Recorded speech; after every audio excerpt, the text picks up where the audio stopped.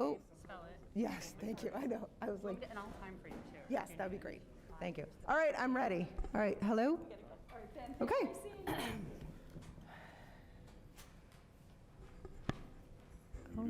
All right, it looks like we're just about ready to get started. All right. Oh, do we lose? Julia was here. All right, well, I'm going to get started anyway. She was here. Okay, I'm going to call the meeting to order at 6:30 p.m. This is a meeting of the Hamilton-Wenham Regional School Committee on Thursday, February 10th, 2022. The first portion of our meeting this evening is the public hearing on the FY23 budget. So we're going to get started whenever you are ready, Vinny. While you're getting started, anyone, oh, it seems like everybody did. I was going to say there are agendas available in the corner. It seems like people got them. I'm glad. Okay, Vinny, whenever you're ready. Yep, just getting it up. 1 second.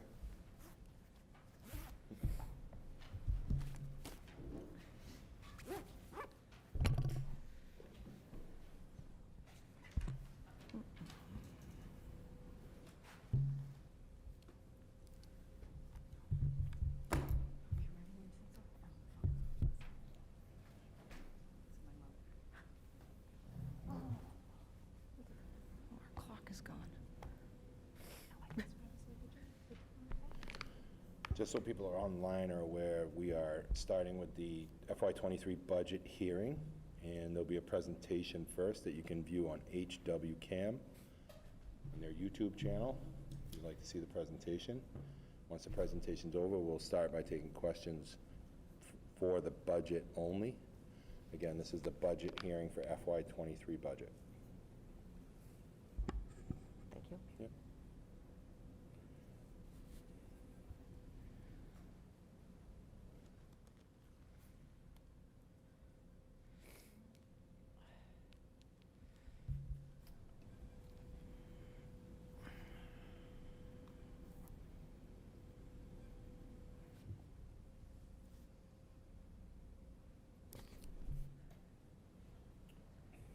Last time it ran through the slides, I'm just making sure it's not doing it. Oh, no. Thought you pulled that out. Yeah. I can get this online.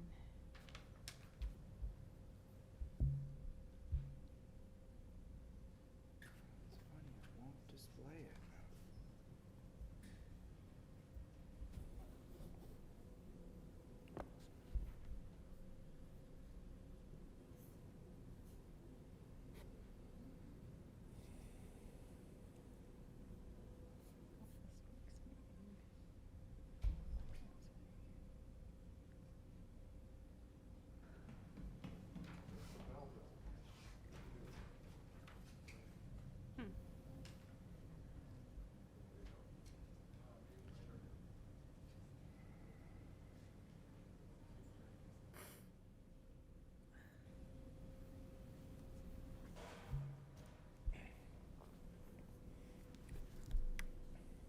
Looks like it's going to keep doing it. I'm going to try to do it quickly again. My apologies. So tonight we're here for our second public hearing on the superintendent's FY23 budget recommendation. So at the elementary level, this budget is allowing us to fund one of our grade classroom bubbles in the first grade. In addition, this budget is allowing us to fund an additional $63,000 in curriculum materials and supplies at the elementary school level. For next year, it is also allowing us to reinstate 12 stipends that were previously eliminated during the FY21 budget cycle. They are 9 interest-based club stipends, which is 3 at each of the 3 elementary schools. It is also allowing us to reinstate 3 teacher-in-charge stipends, which is 1 at each elementary school. and as well as fund and maintain a 1.0 social worker, as well as an additional 1.0 special education teacher, both that will be funded through ESSER in year 2. At the secondary level, in the middle school and high school, this budget is allowing us to fund an additional 0.6 FTE math teacher, as well as fund an additional 1.0 world language teacher, so we can maintain our world language offerings at the middle school. In addition, this budget is allowing us to add in a 1.0 social worker to address social and emotional needs that have occurred during the pandemic. This will be split 0.5 between the middle school and 0.5 between the high school. In addition, it is supplying $5,000 for new core training materials, and it is also redistributing back a 0.5 building principal that was previously reallocated to a director of curriculum and learning position last year. In addition, this budget is allowing us to fund a 0.3 wellness education curriculum leader and reinstate a match to our athletic user fees of approximately 10% that was also eliminated during our FY21 budget cycle. From the district-wide level, this budget is allowing us to increase our ELL supports with a net increase of approximately 0.67 FTE teaching position.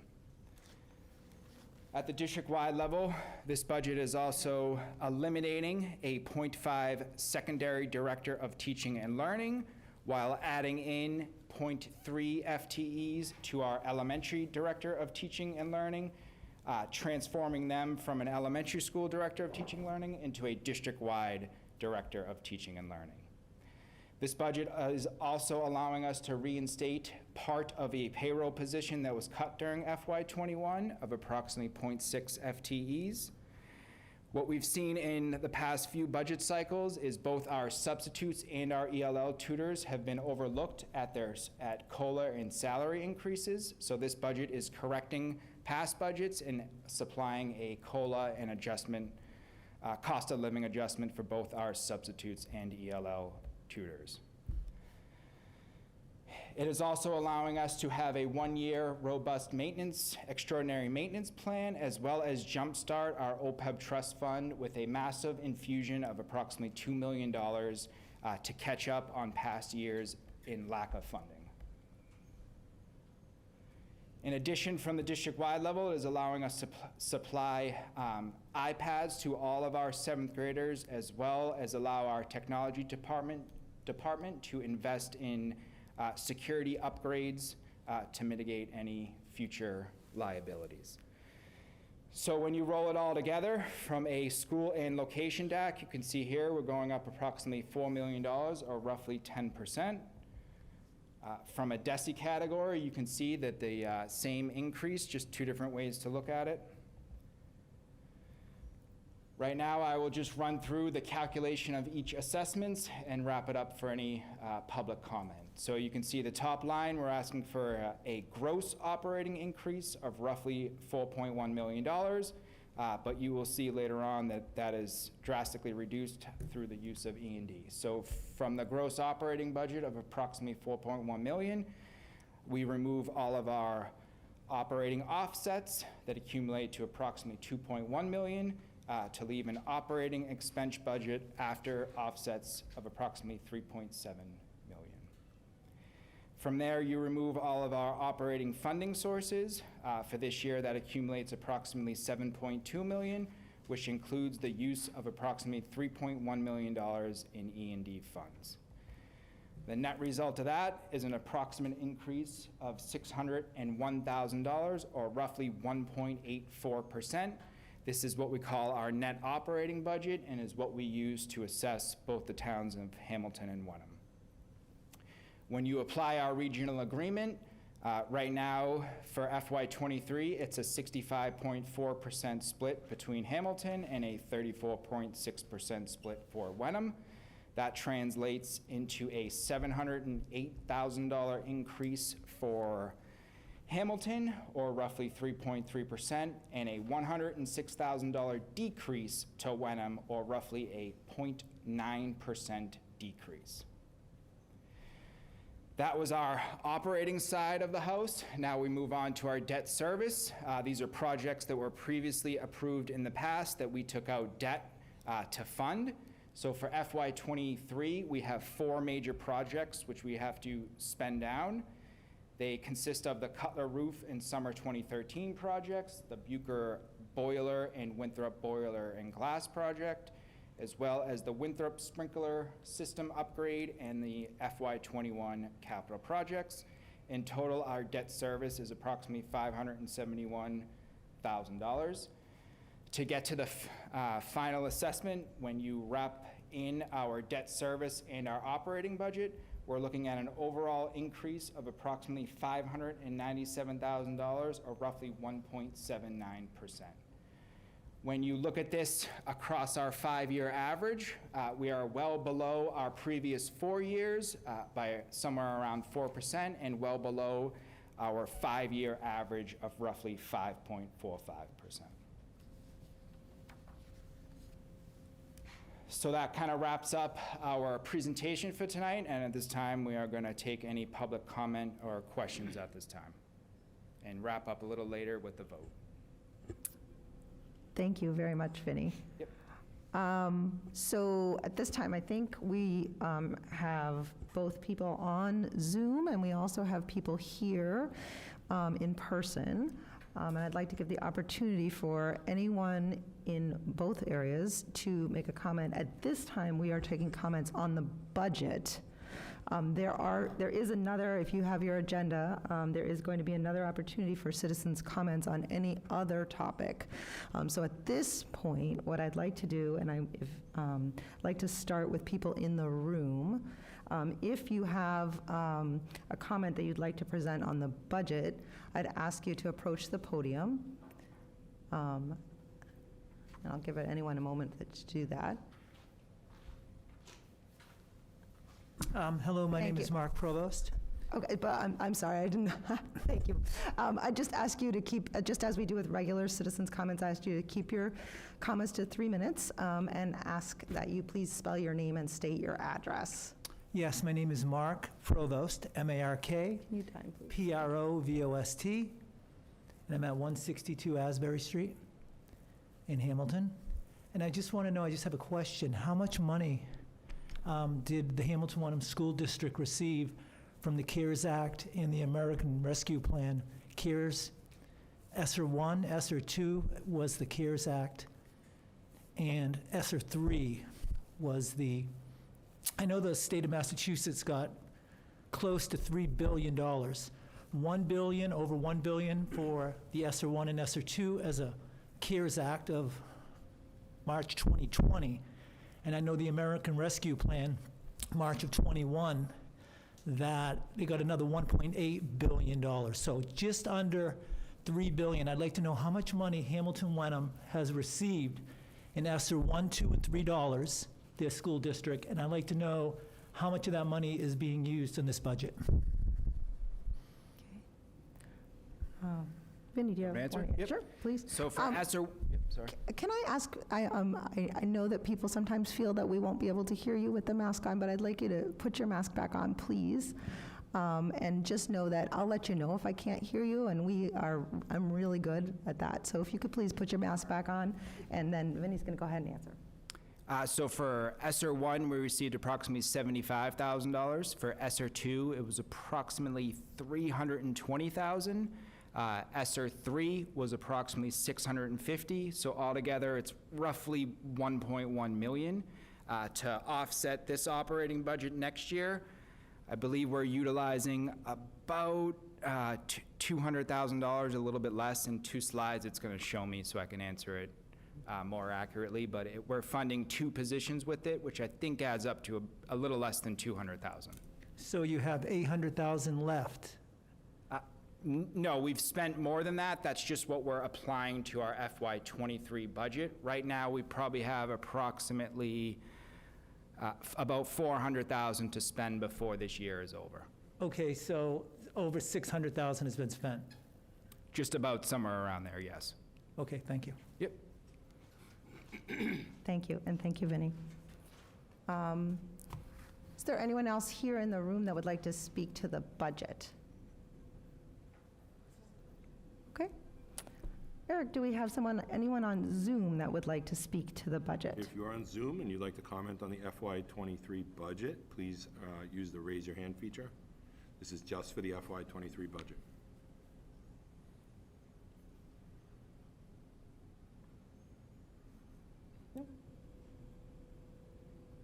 Okay. All right, thank you.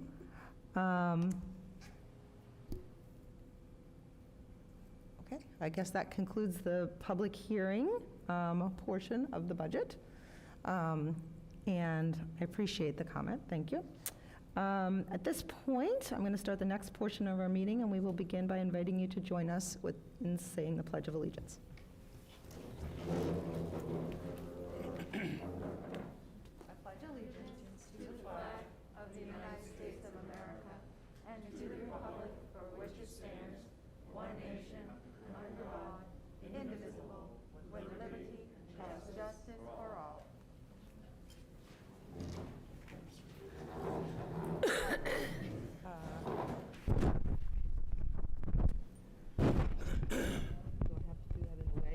I'll ask you.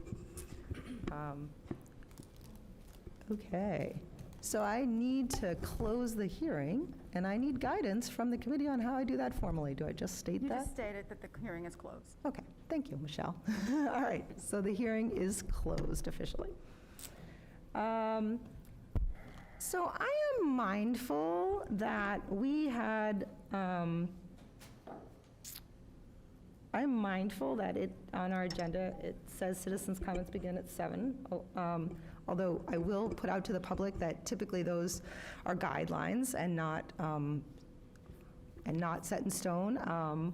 However, I'm mindful of really wanting to be present for listening for citizens' comments, and so I'm going to put forward that we're going to do a couple of other items first, so that because we are a little bit ahead of the schedule. So I'm going to ask next up would be the review of school committee protocols. And I'm going to ask Jen Carr if you would be willing to read our portion of that today. As elected members of the Hamilton-Wenham Regional School Committee, we, including the superintendent, accept the high honor and trust that has been placed in us to ensure that the students of the district receive the best education possible. To that end, we hereby commit to the following in the conduct of our business. School committee members will channel requests for information, reports, and data through the superintendent and school committee chair rather than to staff. The superintendent will ensure that each member of the committee has equal access to this information in a timely manner.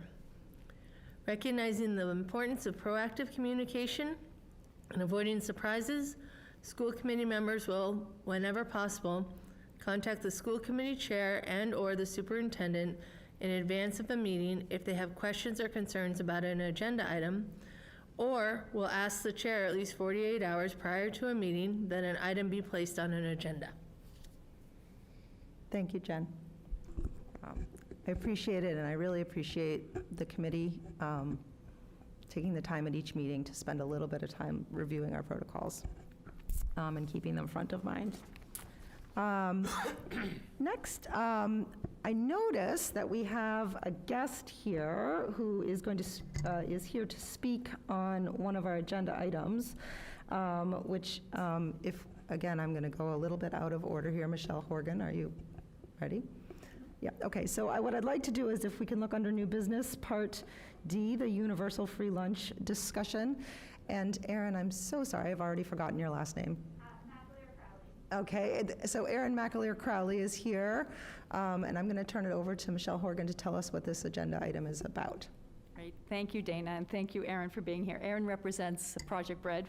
She's the CEO and a former student of mine, too. She was 2 when I taught her, just so you know. And so were you, apparently. Exactly. Exactly. As we all know, when the pandemic hit in 2020, the incidence of food insecurity skyrocketed among school-age children. it became known that schools are a huge source of food for many children. So as we know, the federal government has been funding school lunches since 2020, and this year also. So Erin and other like-minded people who deal with food insecurity on a daily basis, there is a petition across the country, and legislation is rolling to fund a universal lunch. Right now, California and Maine are the two states that have adopted it. So in the state of Massachusetts, there is legislation between the Senate and the House to create a bill. There was some negotiations going on, I believe, on January 4th. And it's, you might want to step up, Erin, and continue more. But I'm gonna let Erin speak to the rest now, so. Absolutely. So I'm Erin McAleer-Crowley, 1 Appaloosa Lane in Hamilton. I'm also mom to a kindergartner at Winthrop. So I know how difficult, well, I don't know, but I imagine how difficult your jobs are. And I just want to thank each of you for your service and leadership in our community, and for the work that you do. So as Michelle mentioned, I am president and CEO of Project Bread, the statewide anti-hunger organization. School meals are a critical source of nutrition for kids. For low-income kids, they can account for over half of their daily calories. Right now, we have universal free school meals in the United States of America, and that is due to federal waivers. What we are working on at Project Bread is to make this permanent here in Massachusetts. This is a decision that sits with the state legislature, but the reason I'm coming before you today is it's really important that the state legislature understands the implications for school districts like yours. This has no cost for the Hamilton-Wenham School District. This would be state funded. But on the other hand, it would ensure that all the students in Hamilton are able to access free school meals. That means kids would not have to submit an application to verify that they're eligible. The two biggest barriers to school meals are the cost. So universal free school meals eliminates the cost. And the second is stigma. And I often share my own story. I was one of those kids that should have gotten universal free school meals. My mother had left an abusive relationship when I was 5 years old. She didn't submit the application because she was worried that questions would be asked and that by not being able to feed her kids, they might take us away. We know there's families across Massachusetts for lots of different reasons. That's just one reason they're not filling out these applications to access school meals. So we don't want to go back to that system. We want to maintain the system that we have today where every kid in our district and across our state can access universal free school meals. So all that we're asking for the school committee is just to make a statement, to sign a resolution saying that this is something that the Hamilton-Wenham School Committee wants to see made permanent here in Massachusetts, and then we'll keep pushing on the legislature to make our case. So I'm happy to answer any questions that you might have. Thank you. So just so the committee knows, and it actually fits nicely with the protocol that Jen read today, that the idea of no surprises, that we are just discussing this. We do not anticipate a vote, and that is a policy that we really try when Eric and I work to create the agenda, we really try to make sure that there's an opportunity to have time for discussion, thoughtful questions, and then there'll be a vote potentially a vote at a later date. So this is an opportunity, if the committee has questions for Erin, but also for Eric or for Michelle, potentially. So I'll open it up. Who has questions? Oh, Michelle Horgan, did you want to say something first?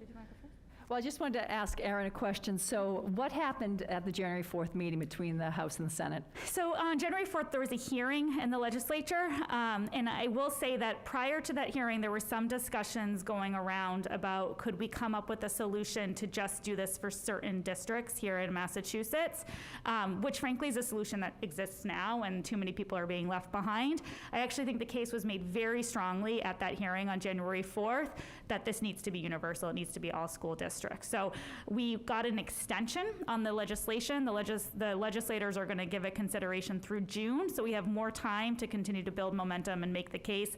And again, I think hearing from districts like Hamilton, who without this would be in the red, that the school lunch department would be underfunded, and what the implications are, not only for just feeding kids, which is what I'm passionate about, but the implications for all of you as you set the annual budget, is going to really help us make the case to the legislature to do it. I think they're inclined. I think they understand the importance of it. It's just a matter of they need to hear it's a priority.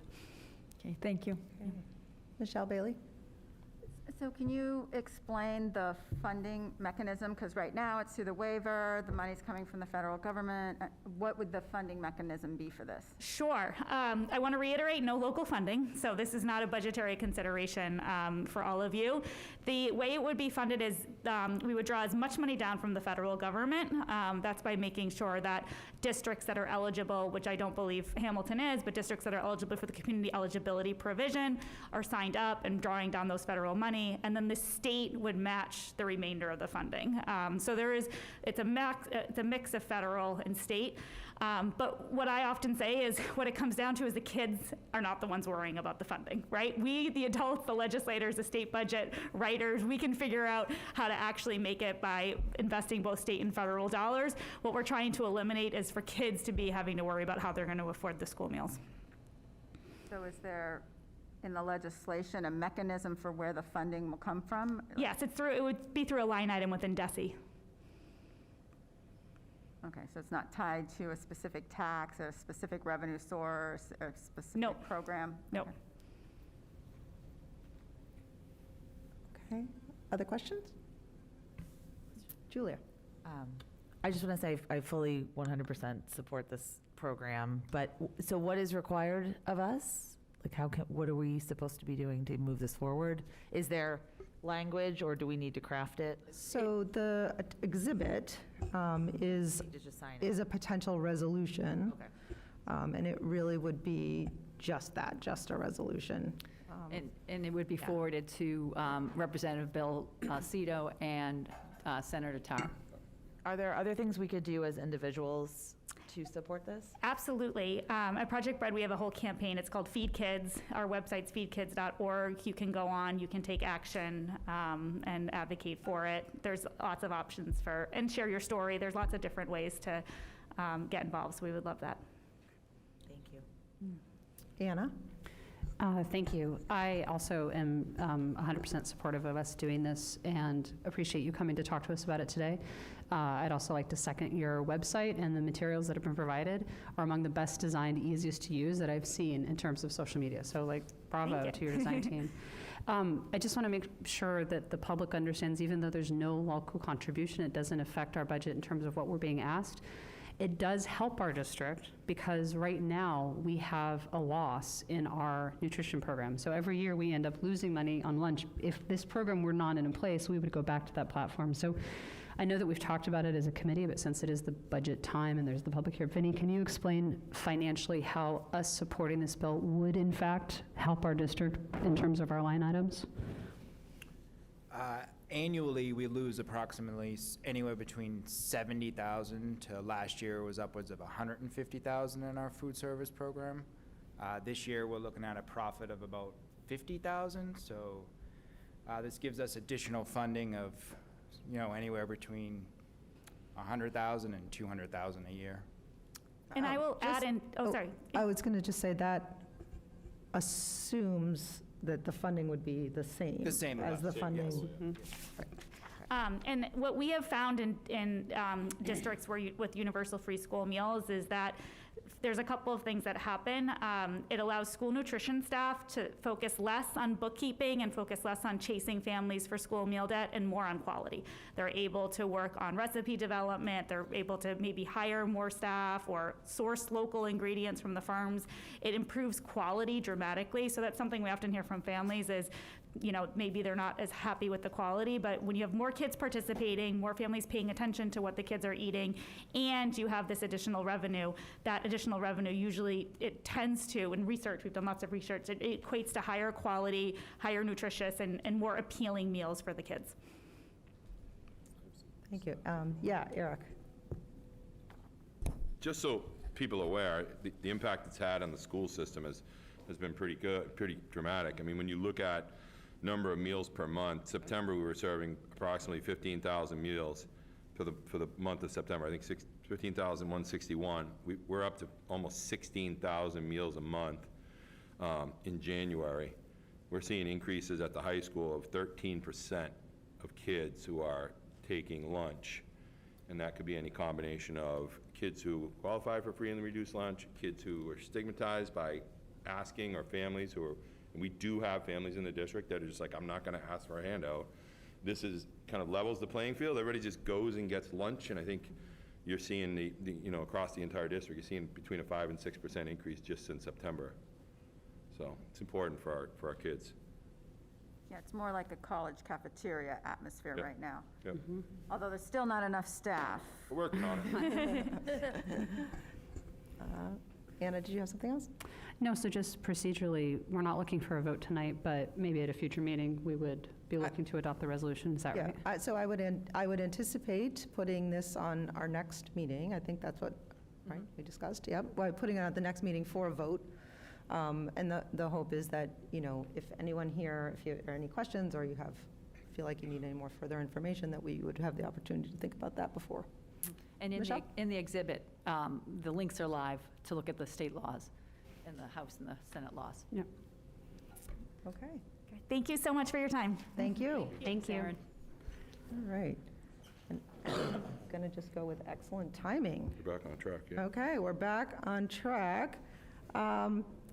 For those of you who have come in, our budget hearing was rather quick, and so we did a couple of things out of order so that we would be able to be at the 7:05 timeline for citizens' comments, because I know that some citizens had really counted on that being an exact time. Though, just for future reference, oftentimes our meetings, times are really generally for guidelines. Okay, so at this point, I'd like to open up the opportunity for citizens' comments. At this time, we will entertain citizens' comments both from in the room and also those people who are on Zoom. Any citizen wishing to speak can approach the podium. Before you speak, I'd like you to make sure that you say your name. Please spell your name. Our recording secretary has asked that I request that people spell their name for accuracy, and let us know where your address. I'm going to ask Anna to time 3 minutes. I ask you to keep your comments to 3 minutes. We've allotted about 15 or 20 minutes for this, and we're going to just see where we are in 15 or 20 minutes. Dana, can I ask a point of order? Absolutely. Just so folks know, I'll give a 30-second warning, and I'll just say into my microphone 30 seconds, and then when the 3 minutes are up, I'll say time. So I don't want anyone to think they're being rude or being cut off. We're just trying to time it. Great, thank you. Okay, I see that we have one person here already in the room. For those of you on Zoom, we will do the people in the room first, and then I'll head over to see what's going on in Zoom. All right, welcome. Mike Ebert, Mikehebert, 96 Blueberry Lane in Hamilton. I really don't have too much to say that hasn't already been said. I'm here for one issue tonight. It's these masks. I want them gone and the kids. I'm done with it. I think you're starting to see some people show up. I think there's going to be more. I think we're done. All right? I'm not going to jump up and down. I'm not going to make a spectacle. I'm not going to do anything crazy. I'm going to be civil, and ask you guys to step up and do the right thing. We're the adults. Let's lead. Let's do the right thing here. It's over, guys. Okay? This phase of COVID's over. God willing, the whole thing's over. But this thing is definitely over at this moment, and the kids need to be unshackled. Enough of this already. Enough of the charades. I know they're fun to wear. You can wear different designs. They're fun to but it's over. So I beg, please, to do the right thing with the vote that we trusted you guys to be here and represent us. I know, Board of Health, Board of Selectmen, DESE, this, that, and the other. I'll tell you what, even if we have to wait for those institutions to do something, pass some contingency that says as soon as those guys get their act together and do it, because we'll go there next, we'll take care of that next. Pass a contingency that says those guys dump all these restrictions and we de facto adopt that stance as well. Done.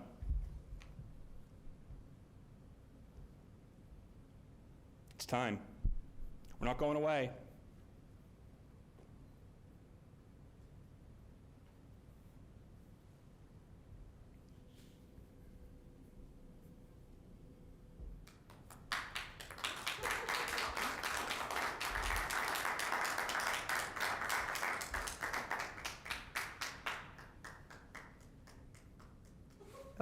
Thank you.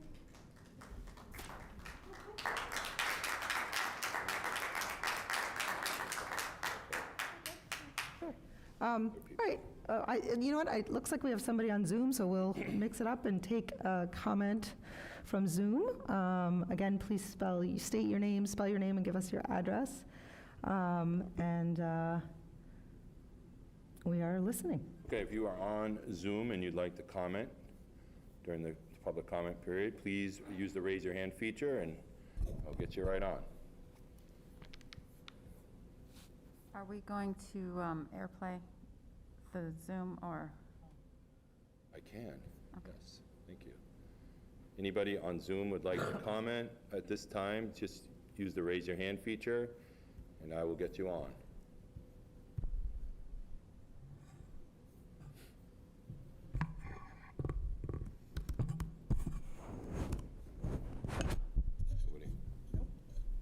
Okay, looks like we don't have anybody on Zoom. I mean, we do have people on Zoom, but we don't have anyone who's commenting. Nobody's commenting, yeah. Okay. Does anyone else in the room please approach the podium? Thank you. Good evening, my name is Victoria Harris. I live at 162 Asbury Street. Can you spell your name for us, Victoria? Victoria, VictoriaHarriss. Thank you. I was just curious, when I was on here a couple of months ago on Zoom, I talked about all the research and what have you. I was wondering if you guys have done any research on the masks. Great.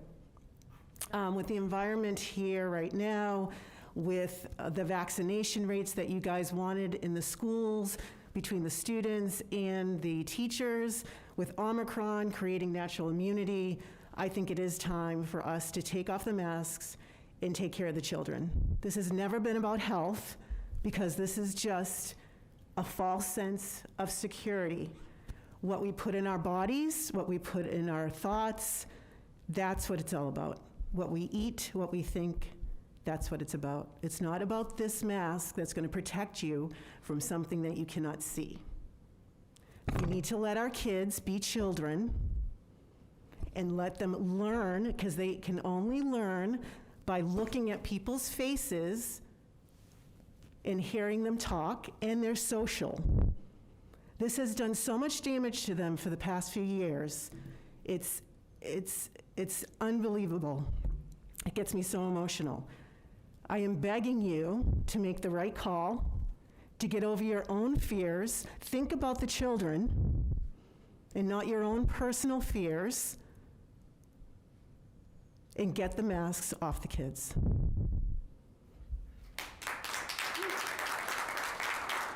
Thank you. Okay, anyone else? One more question regarding the ESSA funds. We talked about 200,000. Oh, you want my name again?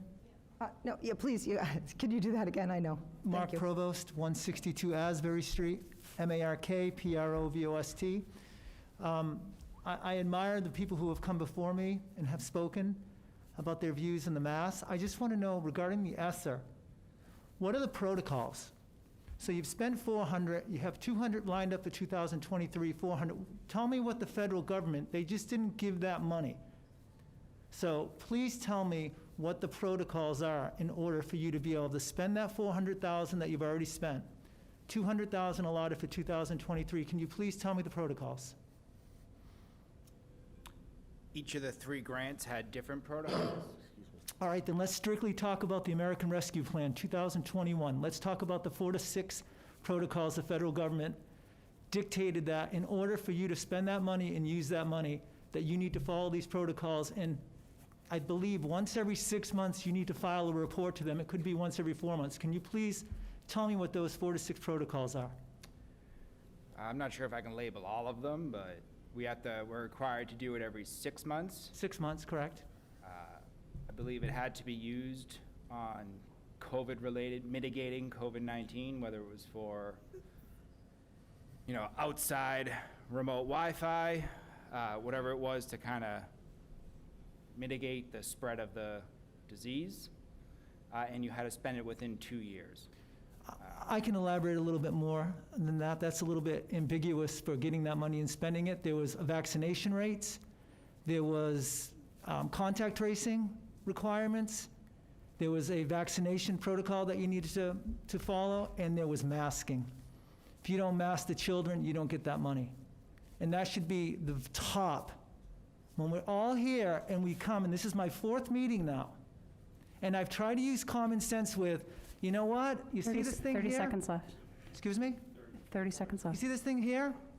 The largest coronavirus is 1 micron. The smallest opening in this mask is 4 microns. Do the math. It says it on the box. It doesn't stop viral transmission. I've tried to use common sense, but now it's bribery and fraud, and you haven't admitted it. And I just asked you the question, and you didn't even know. That is pathetic when you're held victim and you're held prisoner by the federal government, and you're masking our kids for money. Stop the madness.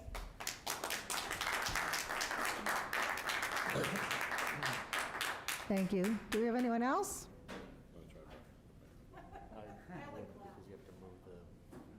Hi, Lawrence, Lawrence, Oak, O-A-K, 19 Longfellow Road in Wenham. And I did email the members, so you'll know who, but you can call me Larry, because I should have said Larry, it's less spelling, right? Anyway, I just want to reiterate what I said. The governor is lifting the mask mandate, the leader of the Massachusetts. So why wouldn't we just follow his leadership and unmask the children? I mean, who has to make a call on that? It's the governor. The other thing is Crosby's. I can go over there and I can not have a mask on with my grandkids and buy food and whatever, because they just lifted. But I can't send them to school. They have to put a mask on in school. And the children are the best bunch. The what is it, 5 through 16, or whatever that is. They don't get the sickness like an adult does. They don't get the same symptoms. And even further, the PCR test can't really distinguish between flu, common cold, and So, again, you know, it is over, and we need to take America back. Thank you.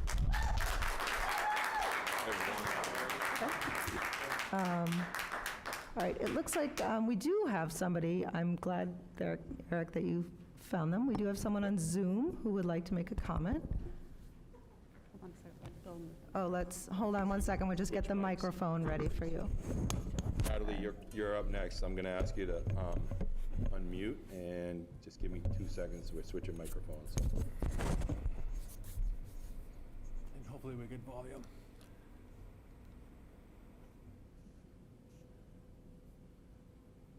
Yeah, hopefully we can hear. You get your volume up, Eric? It's on mine.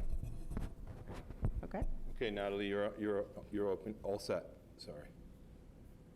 Hi, can you hear me? Yes. Yes. Okay, Natalie Hildreth, 121 Linden Street, Hamilton. I want to thank you guys for keeping our students, teachers, and staff safe the past 2 years by following CDC guidance and clearly listening and responding to science and data from our state and local public health officials that are not present in this room talking to you tonight, yelling at you. I'm sorry this decision to unmask now lies on your shoulders. The state and DESE are showing poor leadership in placing this heavy and impactful decision on local school boards during a school year. You all have no staff, no public health advisors to deal with the fallout from unions and these angry parents. As a parent of elementary age children, I'm anxious to unmask until all the schools in the district reach 80% vaccination. Winthrop, where my children are, has a preschool where vaccination is on the horizon for that age group, but not yet possible. Also, we don't know what will happen to COVID rates and mutations once we do unmask in a school environment. Are we willing to experiment with our youngest children in this?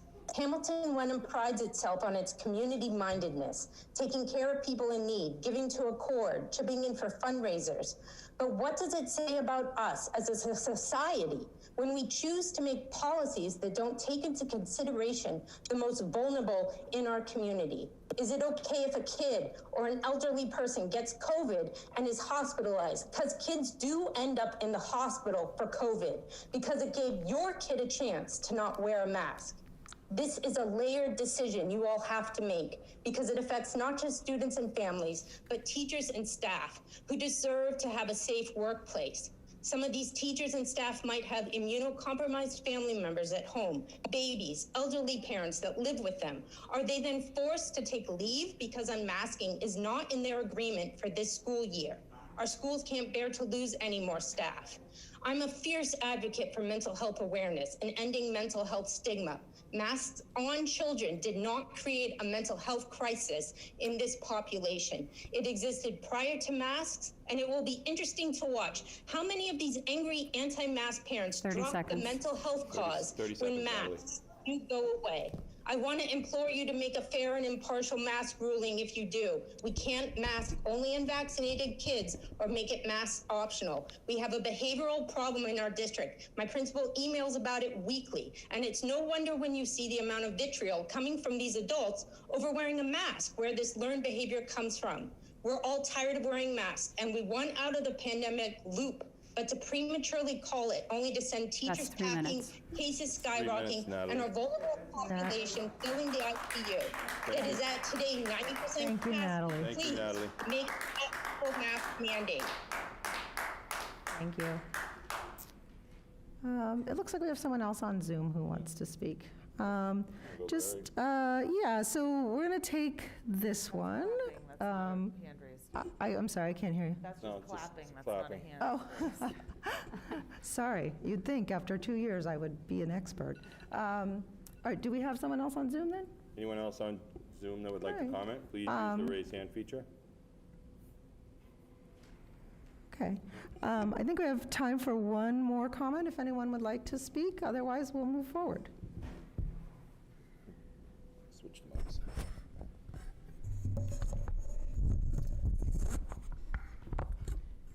Hi, my name is Angela Arvanites, Angela Arvanites, and I'm here tonight to talk. Angela, can we have your address too? Oh, yep, 4 Partridge Berry Lane, Hamilton. Thank It's been a long 2 years, and I've been quiet for a long time, mostly because I'm afraid of what people are going to say about me if I speak out. That somebody like Natalie, for example, is going to say I don't care about other people in our community. That's the furthest thing from the truth. I care about everybody. Right now, the most important people in our community are our children. And right now, I don't see a lot of people standing up for them here in this room. And it's time for us to do that. If you don't think that mental health is a problem, you are fooling yourselves.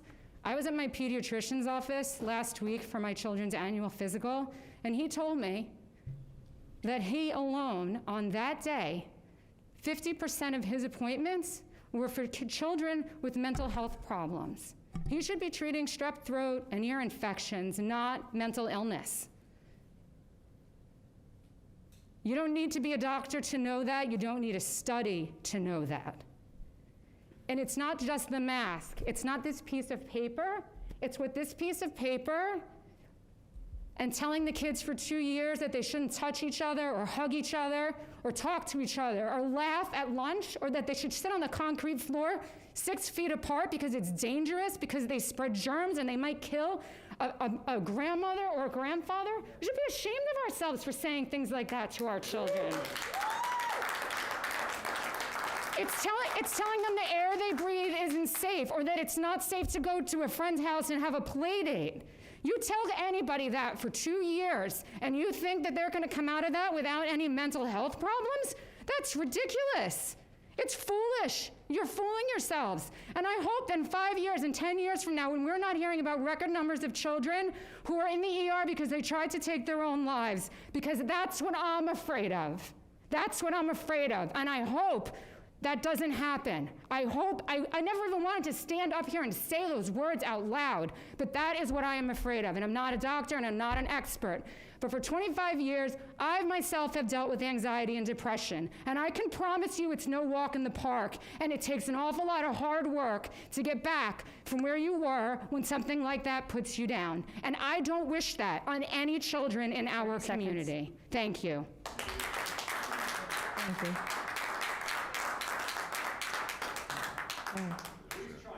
Thank you. So at this point, I'd like to close the citizen comments portion of the meeting. For those people who, I'd ask the audience to, thank you. For those people who are on Zoom, we are going to close the Zoom link at this point. If you want to continue watching virtually, you can go to HWCam and watch the live stream. It's on HWCam on YouTube, and you can watch it there. For those people who are going to continue to stay in the room, I ask you to respectfully put your masks on over your nose and mouth, please. And we will continue with our agenda. Okay. So interestingly, we left the consent agenda on here, but we actually have nothing on the consent agenda, mainly because we met 3 weeks in a row. There's no warrants to sign? No warrants this time?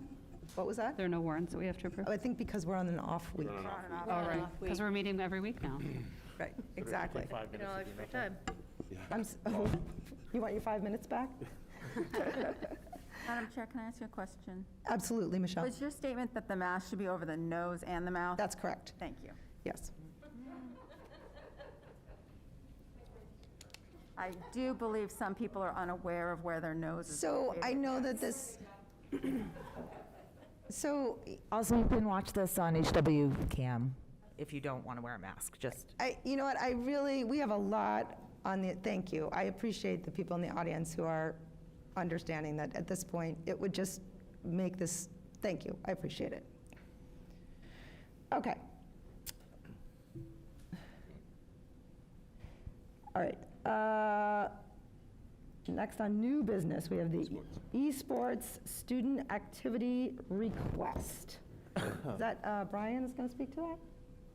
Is that right? I'm just going to clarify it. Oh, okay, It's a little misleading here. absolutely.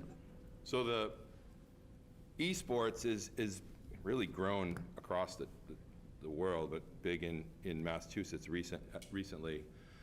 We're a little bit late to the game at Hamilton Wenham because we were waiting for a critical mass of kids to say they were interested. We have about 20 kids who are interested in starting an esports team. I think it's important for people to know this is competitive gaming. It's not like hockey, football, baseball. It's a team sport, considered a team sport because groups of kids are working together on strategies. It could be on a sport. You could be playing something like Madden football, but generally strategic gaming is done by teams against other school teams. So it's all managed online, and our kids would like to start a club. We have some interest right now with about 20-ish kids that have verbally said they would be interested. And what we need to do that is to establish under school committee policy, we need to bring it to the school committee to open a sub-account of the student activities account for esports so that they can collect monies and pay the $1,500 annual fee to be in the esports arena, if you will. So that's what this memorandum is specifically asking for. Only the establishment of a school committee, a student activity sub-account in the name of the esports team at the high school, and I would assume middle school once they get into it. And that is it. We have to negotiate a stipend. There is a mention of a stipend on this memo. It has to be negotiated with the union, or we have some flexible stipends built into the stipend accounts that principals can use for new clubs like this. So whenever there's a new activity or new club kids want to do and they want to trial it out, the principal has the ability within the the confines of the contract to use an unnamed account that's reserved for new clubs. So we do have the ability to do that until it gets negotiated in the next round of negotiations. Okay. Do I have questions, clarifying questions from the committee? Michelle? So the $1,500 is sort of like the fee to be in the league? Yes. So it's not a proposal of a stipend? The $1,500, which is the money that would go in and out of that account, is specifically for the registration of the team in the league. And so we'll collect a fee from the students, like if there's 20 kids, we'll take the $1,500 divided by Like 20? about $83 a Okay. student. Thank you. Similar to other things that we do, like theater and Is this a one-time, or would it be multiple tournaments? I'm sorry, I didn't mean to jump on a turn. David? that one maybe Brian can. Brian, is it multiple tournaments? I believe it is. I just think It's like a awesome. season. It's like a sports season, so there are. Well, I was just wondering if opportunities. there's multiple seasons, right? So there's, there are 2 seasons that they run. There's a fall season and there's a spring season. In each season, they actually offer state championships in 3 different games, Rocket League, League of Legends, and Super Smash Brothers. So there's a lot of opportunity for participation in this. I believe there are 47 schools across the state that currently have esports teams, and it's growing. And the Massachusetts School Administrators Association has taken this on to really push this out and get more schools involved as the school year goes on. Okay. Thank you. Are there other questions from the committee? Anna? Thank you, and I'm glad you mentioned the sports. I was trying to Google and figure out what we were talking about. Would it be, I just want to make sure I'm understanding this correctly, because I think the term esports, for people who are not, I don't know, under the age of 20, don't necessarily think of that as a sport. Would it almost be more accurate to talk about it like this is a competitive video game club, as opposed to sports? And so, in the same manner that we have, a chess club or an arts club or a dramatic club, it's a peer-to-peer environment where you're playing games together that happen to be online, as opposed to cards or, man, I sound like a dinosaur right now. Clearly have not been on Twitch. I don't know where you're. I had to ask my 10-year-old son. Right, one but is day. this accurate? It's really more of a video game club. So this is important, because one of the reasons they don't want it to be called a video game club is they don't want it diminished. This is actually a really large growing trend that was on the horizon, and COVID really kicked it into gear, right? And that's how, we're probably about 5 years ahead of the curve of where we would have been otherwise. It's a multi-billion-dollar industry. The crafts own professional teams, right? So they're seeing the future of the sport. I think I've even heard there's discussion about making esports like an Olympic event at some point in the future. I mean, this is a thing, so. We're talking about $100,000 tournaments. Yeah, going they on just offer about every- internships off of these, and they offer But I mean, the best scholarships. players are going to go. Just to Anna's question, though, for clarity, this, at the high school, it is going to be classified as a club, not a sport. For right now, Correct. yes. I think that because it's so new in the state, some of the athletic directors at some schools are involved in it, in some schools they're not. Craig and I have chosen to just take this on right now to get it up and running. And I think as it evolves, you may see it fall under the MIAA umbrella, or it may stay where it is. Just, we have to let it play out. But for the moment, the structure sounds more like the robotics club or Yeah, with the idea, though, that you are competing actively against other schools, ultimately towards some championship event. Okay. Thank you. Great, thank you. All right, other questions? It is part of the NFHS. I'm sorry, say it which again? is the National Federation of High School Sports. So esports is part Okay. of. Yeah. Thanks, David. Okay. So we do need a vote, correct, Eric? Yes. All right, and the vote, specifically, we need the vote to create a student activity account. Correct. All right, you ready, Jen? I got it. Okay. I move that we accept the high school's formal request to establish a student activities account for an esports team at the high school. Second. Second by Michelle Bailey. All right, is there any further discussion? No. Okay, all those in favor? And that is unanimous, and the motion passes.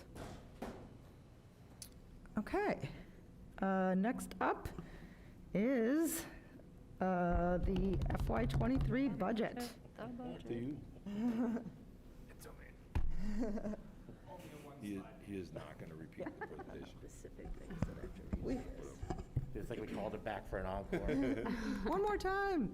Play free bird. Amazing how many months of work go into this moment. How does what? How many months of work go into this moment?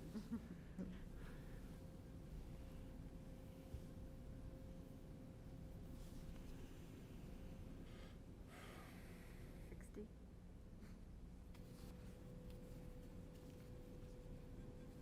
They're actually college scholarships too. 72.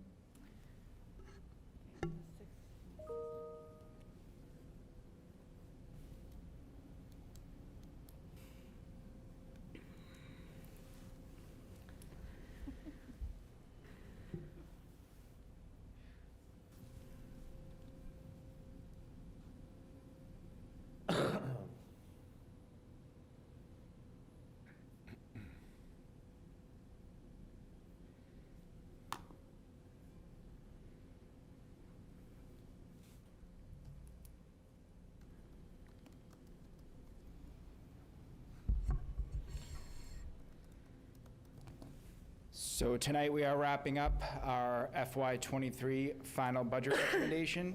Over the course of the past 3 months, you have been presented with the budget at length multiple times. You've been provided the line item detail that has over about 1,500 separate accounts. So right now, it's kind of your last opportunity to ask any questions before we move on ultimately to the budget vote. But I am here to answer any school committee members' questions or comments at this time. Thank you, Vinny. And I speak only for myself, but I do feel very prepared that we have really seen the budget many times in detail, and I appreciate the clarity with which you've presented it to us. Does anyone have questions for Vinny at this point on the budget? Julia? Oh, I don't have a question. I just think it's important for the public to understand how many times we've gone over the budget. It might be the first time they're hearing about it or seeing it, and that we have gone through it with fine-tooth comb in many, many, many, many hours of meetings. Right, So- and in these public meetings also, yes. Yep. And yes, and in Very your important capital to finance note that. meetings also, yes. Okay. Anna? I just want to make a comment and make sure that Vinny and the superintendent and the entire leadership team understand that we appreciate how hard you worked on this budget. And as Julia is saying, most of the work of the school committee is actually very dry and very detailed and not glamorous and not about social, emotional issues. It's about this. So I just wanted to publicly say thank you for all the work. I think the fact that none of us really have questions speaks to how thoroughly prepared we are to talk about it. And having gone through the last couple of years where the budget was a very contentious vote and the committee was very divided and there was a lot of dissent, I think the fact that we've all come together and I think everyone feels pretty good about this budget, and it's really is the lowest increase we've seen in years. You demonstrated that. So I think it's important to say thank you and to acknowledge all of the hard work you've put in. Thank you. I actually said to Eric earlier, if there's one question, it means I didn't do a good job. Well, you did a great job. All right. I think we're ready for a motion. Jen? Okay. I move that the Hamilton Wenham Regional School Committee approve the final FY23 general fund expenditures budget of $41,237,938. This amount includes general fund operating expenses after offsets in the amount of $40,666,248 and general fund debt service expenses in the amount of $571,690. Furthermore, the gross operating expenses of the district before offsets have been allocated by the DESI-defined chart of accounts according to the, quote, summary by DESI category, end quote, chart included in this budget presentation as detailed in the exhibit. Second. Second by Anna Seizik. Is there further discussion? My only discussion might David? be that next time we write this out, add a little bit more leading in between the lines. So I'm trying to follow you. it's always so difficult. Great job, guys. Okay, some formatting on the motion. It's always the designer. Just like 1.5 space Right. would make it a little bit easier. All right, good feedback. Thank you, David. All right. Anybody else? Okay, it looks like we're ready to vote. Jim, second. Well, yes, we got a second from Anna. Sorry. Yep, Anna Seizik seconded. All right, all those in favor? All right, and it is unanimous, and the motion passes. Thank you, guys. Thank you. Okay. Having accomplished a large task there, next up on the agenda is to have a conversation about budget communication strategy. Start next year.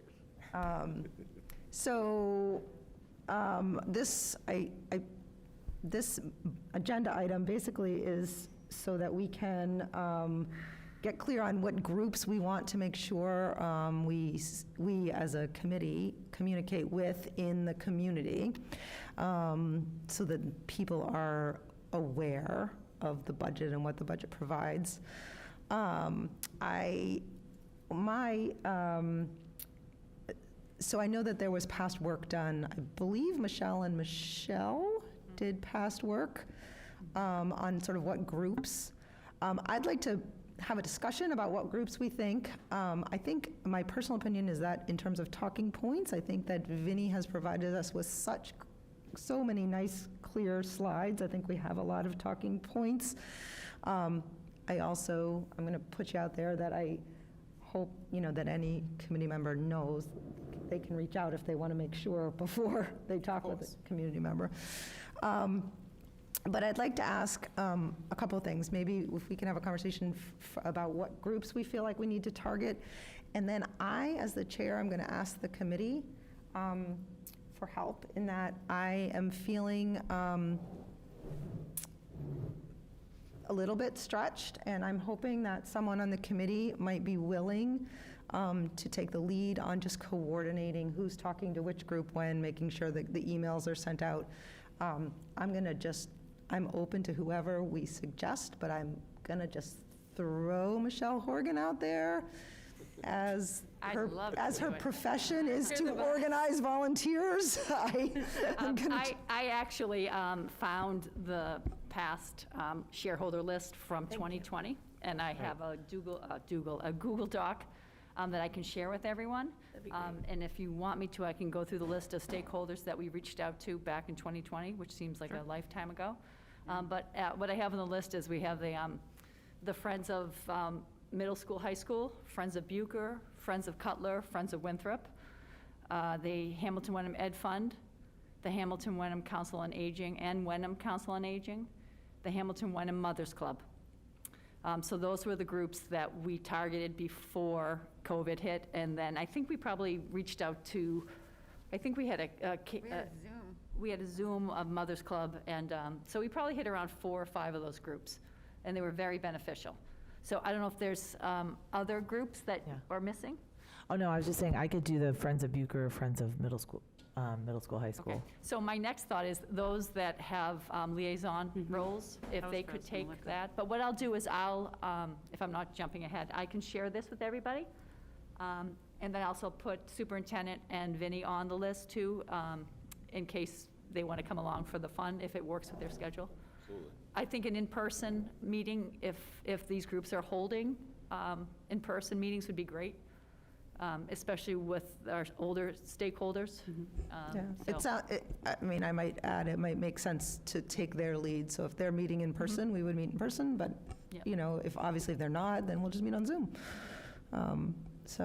Anna. I agree. I am the liaison for Cutler, so I will reach out to the Friends of Cutler to do that. I also have a reason to talk to the Hamilton Council on Aging on a completely unrelated event for International Women's Day, so I'm happy to do Hamilton Council on Aging as well. Can I take that, though? Sure. Okay, because sorry, that's mine. Okay. Thank you. And also, I will I failed to miss the spring sports meeting at the high school, which is March 9th, and I already reached out to Craig to see if we could speak at that, and he said yes. Okay, great. I think Michelle really does want to do a lot of them. No, I she's guess. eager. Michelle Bailey. I just want to add to our calendar, warrant hearing in Wenham is like actually a meeting we should go to. And we would normally, might get an invitation to but we should also go to the one in Hamilton because it's all about, they're not about going through the articles, they're about planning the presentation. So we should know what our thing is. And we should add the CPAC, I think. CPAC? Okay. So I'm hearing you add CPAC, and I actually need a little bit more information about what you're saying about attending the warrant hearing. For the select board. So The select board each warrant town holds a warrant hearing, but it's a totally different event in each town. So in Hamilton, it's the Board of Selectmen get together with the town moderator, and they just sort of go through the script. Yep. In Wenham, it's actually a hearing, and they'll go through the warrants, and if anybody has a question, they can come and ask it. Sometimes sparsely attended, sometimes there's people here. Yeah. But more importantly, it shows that we're participating in the political life of the town by participating in those events. And I guess it obviously makes sense for us to be in attendance. I'm just interested about whether you feel like it's is there an opportunity to answer questions at that point? Or it sounds like And to make a presentation also. Right. Okay, So, great, but- thank you. But I'm curious if the two of you have been invited to the boards of selectmen to discuss before they make their determinations on whether, their recommendations yeah. for town meeting. As of today, I have not. We should probably reach out and ask when we're going to have that opportunity, since they're saying their warrants are closing February like 20-something. 22nd, right. Yeah. Do you know if a non-resident can comment on the warrants? Yeah. If it's you, If it's me. Yeah. Only if it's you. either of them. Yeah. Yeah. Okay, thank you for that, Michelle. Michelle, are the dates for that online? I'm going. Well, Hamilton's moves all over the place. Wenham's is the Monday before town meeting. I would expect Hamilton's as part of a regular BOS meeting at some point in the next few weeks, but. Okay. Oh, thank you. Julia? Oh, I have two suggestions for groups. The Friends of the Arts, Yeah. Great. that I can reach out to, and what about Friends of the Library, or is there any They group might. involved? I don't know. I'm happy to do that too. Okay. Thank you. I'll add that. And Michelle Horgan, do you want us, it sounds like you might just be sending it out as a Google Doc to pick for people to sign up rather than Yes. trying to figure that out here this evening. Yes. Right. Yep, and then I'll follow up. I'll try and make the connections. If any, I'll put a little note here, if anyone has any insider information with, relationships with the presidents of the friend groups, just let me know. And then if you want to take the lead on contacting them and setting up the date, that's great. Just know that we are on a tight schedule because our town meeting is first weekend in April. So it's going to happen in March and sooner. So if we can get it nailed down by, the end of February vacation, that'd be great. And that the guidelines are not to ask them to, the friends groups, you cannot ask them to vote for it. You can only provide information because you're doing that on the school property, and you cannot use school property for that purpose. You probably could do that with like the Mother's Club if it wasn't on school property, but just, you want to be careful. You're an agent of information and not an agent of, promotion. I have one more suggestion. What about the booster clubs? Because we did up the. Well, you'll be at the at sports, the the spring fees. sports. You'll be at the spring sports meeting. Oh, okay. So that's where you'll cover that group. The parents will be there. Okay. I was just gonna say that I pretended to take an important phone call to get myself out of doing, but I'm happy to do a one-pager, again, for you guys to help. I'm not really tied in with as many groups this year, just because of other stuff going on. But I'm happy to do that for you guys. I'll try to throw something together, hopefully this weekend, just to give you a little bit more. Clear talking yeah. points and what we want to, yeah, that's helpful, because can it I- is a complicated budget. Because, well, I guess I could call you because we wouldn't be a quorum. I just have one thing I'm hoping we I can would hope- work out with a graph that shows how the budget appears to be growing at 10%, right? That's because we took money that used to be sort of like revolving off the books from grants, put that money in the budget, even though it comes right back out. We have the OPEB that's going in, even though it's coming right back out. And there's something else, Vinnie, what's the, the Extraordinary. E&D is going in, even though it's coming right back out. So, like, I'm just visioning it as a stacked line graph, but I don't know exactly, so, I hear you. okay, I'll bounce it off of Great. him, make sure we have it clear. Right. And from a 30,000-foot view, what Michelle is just talking about is that some of it is really complicated, right? It's Right. And it's hard to, it's, like, it's difficult, like your example about the grant money is, it's really complicated, even though this is the way it should be, that it's reflected on in our budget so that everyone can see it. But, right, it's just money coming in and going right back out. Right. So, okay. All right. Do we feel like, Michelle, do you feel like you have your, Yeah, I'm going to share this with everyone tonight, and I'll be on you like I know. heap suit. I appreciate it, thank you. Okay. Moving on, okay. So next up, we have a discussion about the regional agreement. And I put it on there, it's a discussion. I hope that you got the opportunity. The negotiations team did some work on this last night. And so I did send out some draft copies to you all today. Jen, you look like you might not have it in front of you. It's been a long day. I've been in and out of teaching labs all day. Can I summarize it? What was that? Can I summarize it? Please do, Michelle. We were brutal. We cut out all of the old language that talked about the methodology for how to reduce the committee. We took out all of the methodology for how not to hold an election with the town. And we just put in that we're going to follow the election laws. The town clerks are going to be in charge of it. And the towns will hold their elections on the same day. And we're all just going to get along.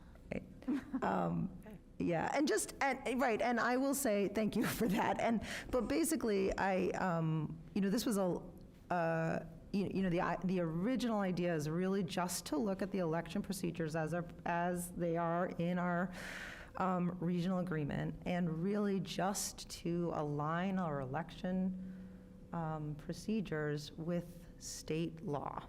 That is really the entirety of what we were trying to achieve. And our lawyer, Mark Terry, was actually extremely helpful in saying to us that, in fact, our document, which was written in the 1950s, we believe, just was much longer, much more complicated than any other agreements that he has, or most other, I should say, agreements that he has seen, and that his vision was that actually by cutting out, as Michelle just described, all this language, basically it allows the law to be what is followed. So by removing a bunch of complicated language, basically we're looking to go back to following Massachusetts general law. So anyway, do people have questions about it? We can go a little bit more into detail if you want. But Sorry, so is this copy the new? It has, I know it has, it's got some formatting and typos and things. That's fine. Can we just change chairman and vice chairman to chairperson? In D, organization. It's probably everywhere like that. What section are you in? D, organization. That'll be some work, because it's also probably in the bylaw. probably everywhere like probably that. throughout. Yeah, so I will ask the lawyer that. It is there is a little bit of complication in that we really don't want to get into the entire agreement, because that is going to take a monumental task. So I can ask that question, whether it would be, whether it needs to be changed throughout, and if not, we're probably not going to tackle it right at this moment. Yeah. It's interesting, though, I didn't, oh, I see, yeah, okay. All right. Yes, Anna?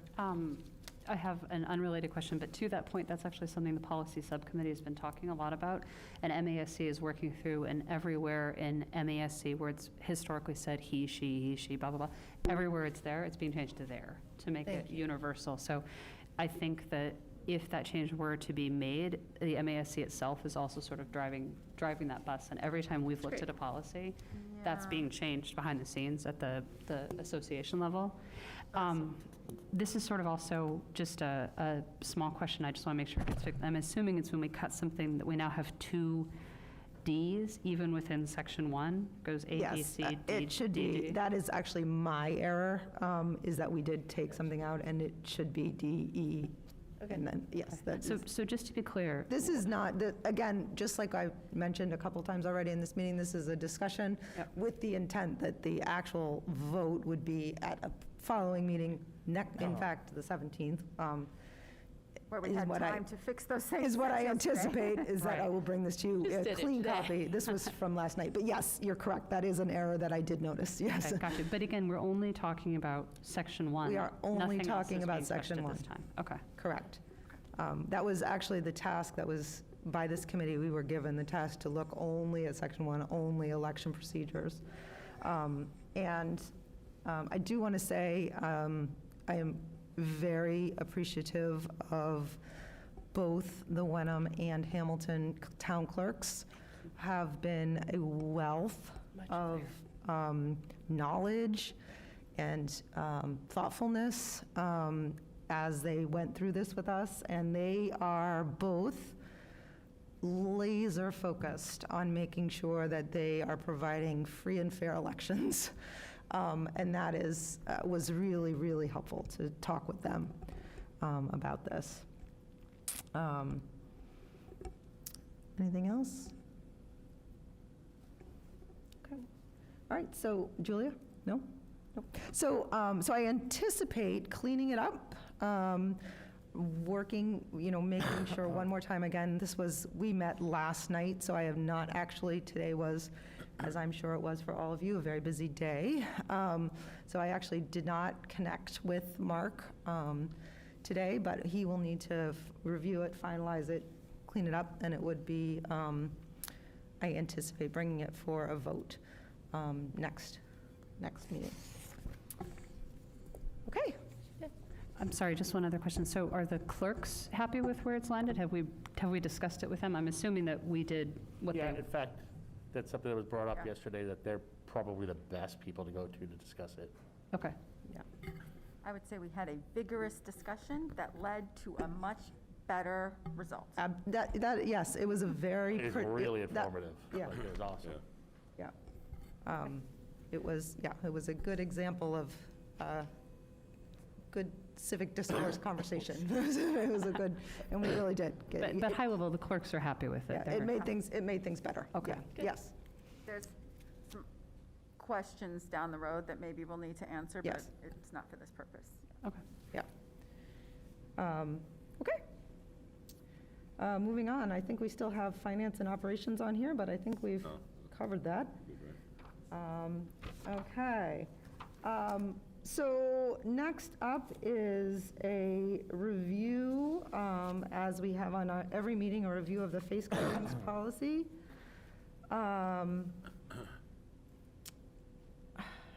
I'm I'm going to maybe, Eric, do you want to start with where you are, where we are? Can I actually say something first? Sure. Do you mind? First of all, I just want to thank everyone for actually coming out tonight.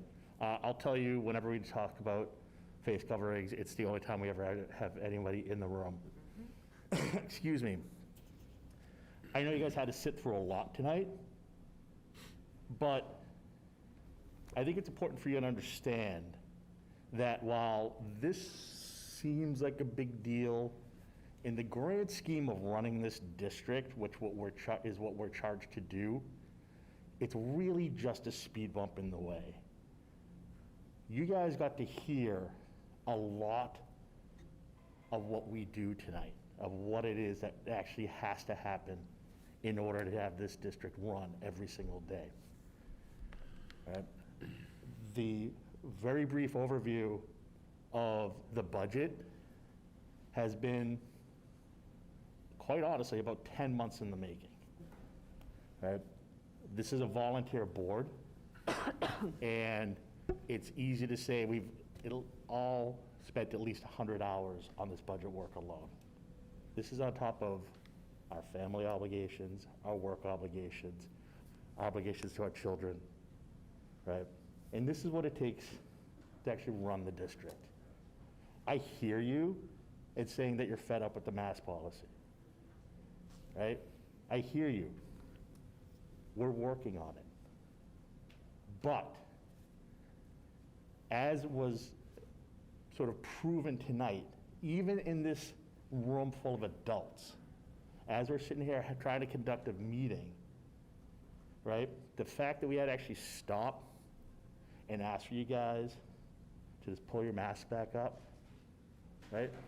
So you can shake your head all you want. So I have the floor, right? To ask you to pull your mask back up, you're here because you know the mandate's being lifted statewide in 2 weeks. So you know the mandate's still in place. Imagine what a teacher has to go through every single day with their students, having to stop instruction. But the stop instruction for us is you can not wear a mask. So, again, I'm stopping the meeting. So, Sorry, David. oh, no, hold on, excuse me. Right? No. But that's the problem. You guys always have the floor, Excuse and we me. don't get the floor. May I? I am the chair of the meeting. You are not recognized. So again, That's why we have citizens' comments. again, Madam Chair? all I'm trying to say. David? Yeah, I'm going to interrupt you, David. I'm going to interrupt you, Julia. Hold on. I'm going to recognize Michelle Bailey. Do you have? Yeah, can we take a 5-minute recess?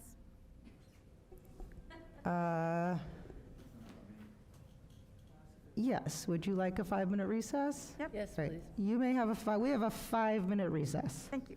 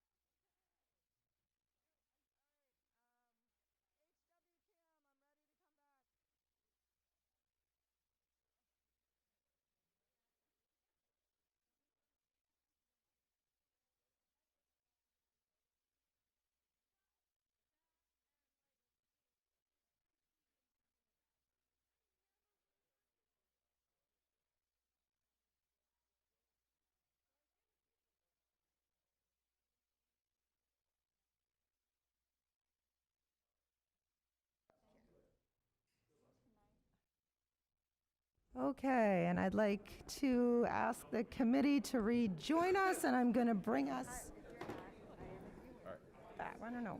All right, and we are back, and the meeting is re-adjourned, or reconvened. Read call to order, thank you. Okay. So I guess I will, so just for clarity, it is always the case that at every meeting, that comments should be addressed through the chair. So I just want to say, I just want to apologize for that. That was on me. I didn't mean to sort of act like I was preaching to everybody in the room. I was just trying to show how this is a cog in the machine of running the district. Thank you, David. Okay. I want to say, I'm going to ask Eric in a second to go over our COVID data, and as we do every meeting. But I do want to acknowledge that, that there was the governor's decision this week to end the mandate, mask mandate on February 28th. I've said it before in these meetings, and this is a really difficult and divisive issue, and I want to speak to the committee and say, we're all on the path, and the path is moving us towards unmasking, and it's a path that we know that our community, we know from all the feedback that we've gotten for our community, that we know that everybody is not moving along that path at the same speed. But we are all looking towards getting to the same place. And we on the committee are working with parents, with the community, with the union, toward creating a timeline on this path that will serve our students. So the governor's decision definitely made an impact in the public. It's given us some clarity. We know that on the 28th, that barrier along the way will be removed. So we know that.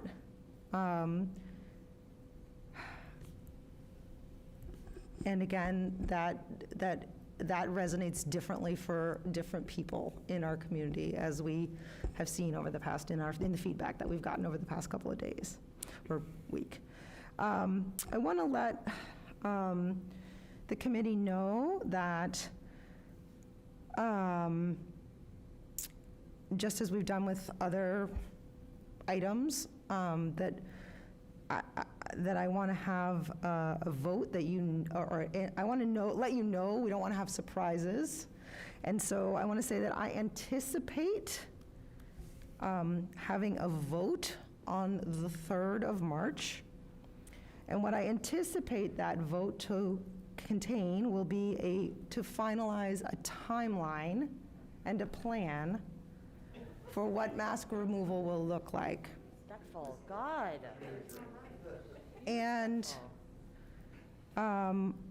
Eric, I don't want to speak out of turn, but I anticipate, tell me, that Eric will be bringing us updated information at our next meeting on what to anticipate that plan will look like. Is that accurate, Eric? Yes, we met with the Department of Education, and they laid out the timeline for the 28th, but they also laid out all of the things that you have to consider: vaccinated versus unvaccinated, people who have had COVID, who have been out for 5 days. So we have to go back through the document that we prepared in the fall and just clean that up so that we can have all those pieces in place, because there's still expectations medically, especially from the state and from the nurses. I met with all the nurses today.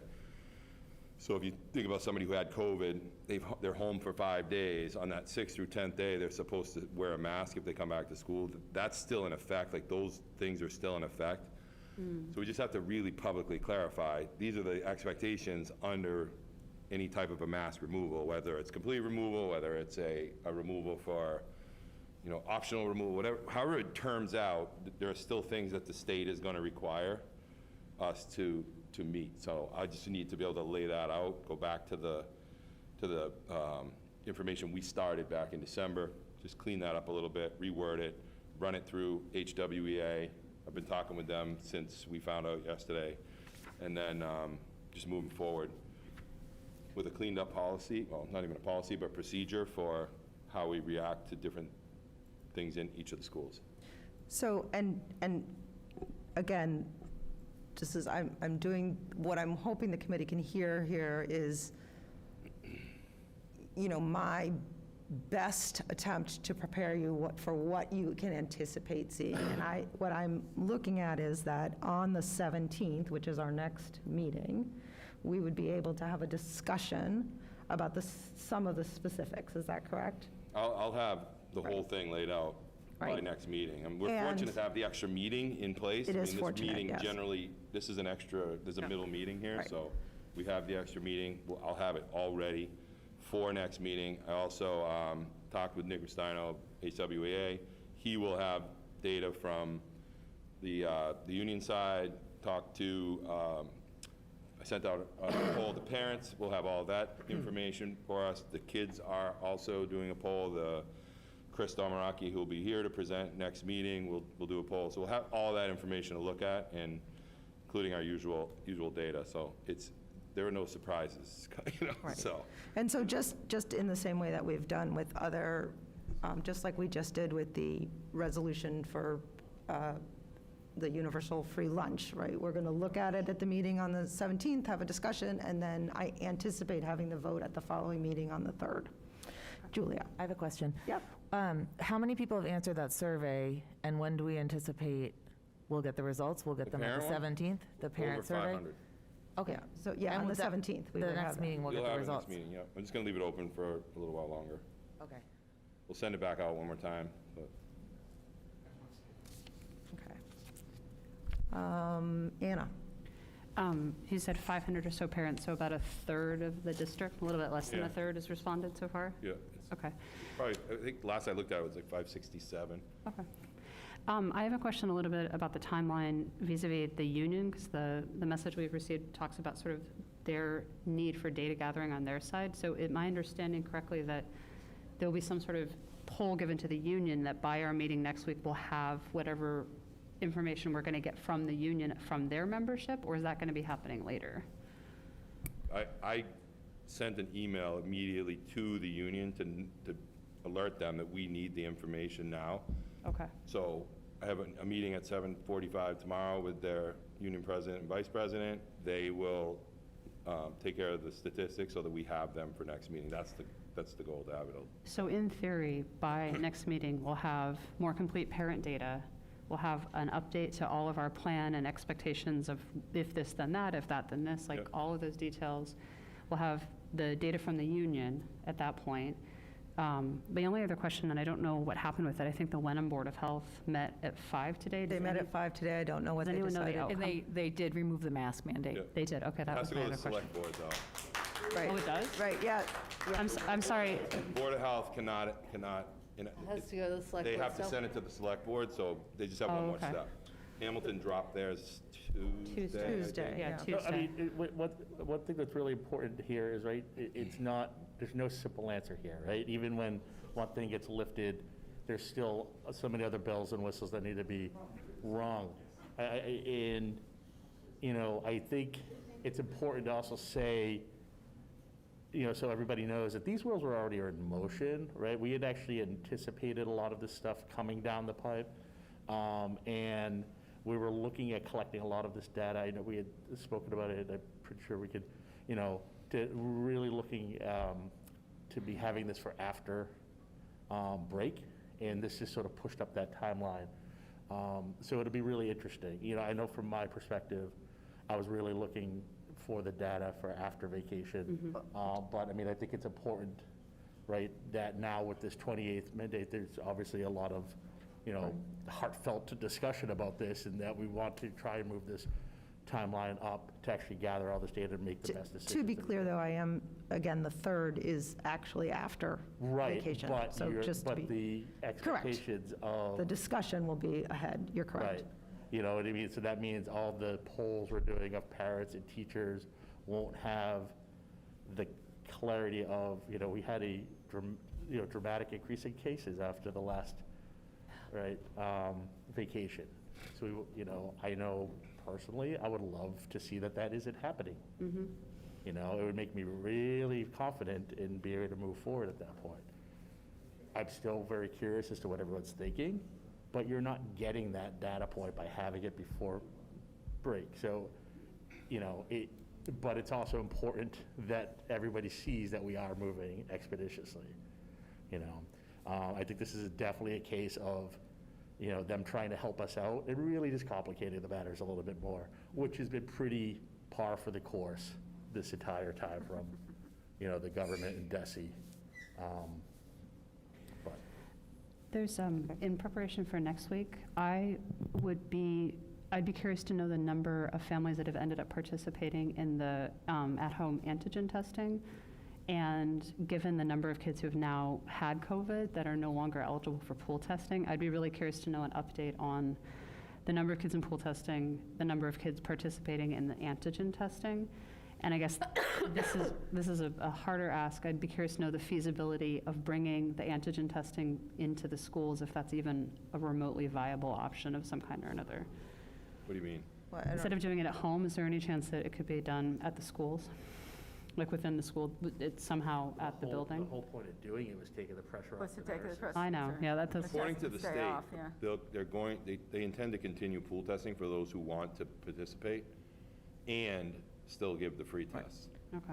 That's yesterday, that was the information I got from them. Okay, so I'd be curious to know how many families at each school and building are participating in pool testing and at-home antigen testing. The numbers in pool testing are dropping because so many kids have had it. Yeah. I mean, it's really just kind of phasing out right now. Okay. The number of positive pools has dropped dramatically. We have, I think, 2 this week out of 185 pools, 2 positive pools. And then the overall case numbers are dropping. Like if you go high schools, pools were 0 this week, so you're seeing a lot more zeros again. And the numbers I'm displaying here are showing the downward trend, the continued downward trend, that these are the same numbers the towns are using to make their decisions. So, and then our vaccination rates are corrected. Sorry for that last meeting. And we do have a group in between. We have a whole group of students that have 1 vaccination, but not 2, so they don't show up in this until they come up in the MIA database. Once that happens, they add them to this. So there's over the next few weeks, you'll see a rise from kids that are single-dosed right now. Can we also add boosters to the list of stuff to talk about? Because more and more universities are switching fully vaccinated to mean 2 shots and a booster. So when you say add it to the list of things to talk about, what would you be looking to? I mean, it should be a mitigation be discussed as a mitigation I just strategy, meaning, are you looking to add it to this chart, or what? No, I just want us to consider what we're going to consider fully vaccinated. Does fully vaccinated mean 2 shots? Does it mean 3? Does it mean you get a shot every year? Is there standardized data like the public health nurses could give us around what's considered? Yeah, I'll ask them. Okay. I will ask them. I would trust Mary Beth Ting. Yeah, I'll get it from them. I meet with them a couple times a week. Thanks, Mr. Tracy. Michelle? We're friends. Michelle Bailey? I'm trying to wait until I can actually hear you. Thanks.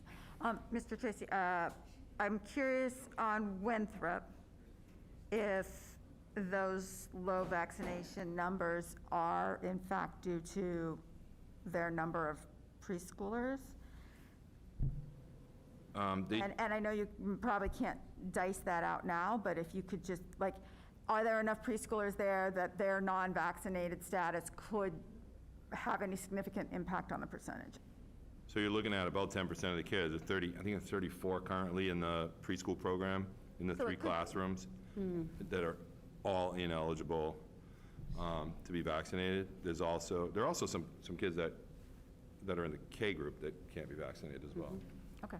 just because we have some medical issues, but Yep. that chunk of kids is about, it's probably 11.5% of their population. Which would explain the almost 10%. Yeah, Yes, the difference is, vaccination. they have a higher population, but they also have, they hold the entire preschool program there. Yep. Is it possible in that vein to exempt out the Winthrop percentage as a whole and then the Winthrop percentage with the preschool exempted? Just take it out of the equation? You're talking about just, you'd like to see that? I would like to see it broken out, so like As a this, different school? well, so this number is the entire composite of all of Correct. Winthrop. I would be curious to see Winthrop grades K through 5 as a percentage without the preschool kids in the denominator. Yeah, Does that make easy. sense? Yeah. Okay. Yep. So will elementary schools have to be 80% or above? Madam Chair, have you recognized So- anyone? I have not recognized anyone. I understand that it is frustrating to want to ask questions. However, in a meeting, just as in if you were at a Board of Selectmen meeting or any other public meeting, this is a meeting of the committee that is open to the public. It is not a meeting for the public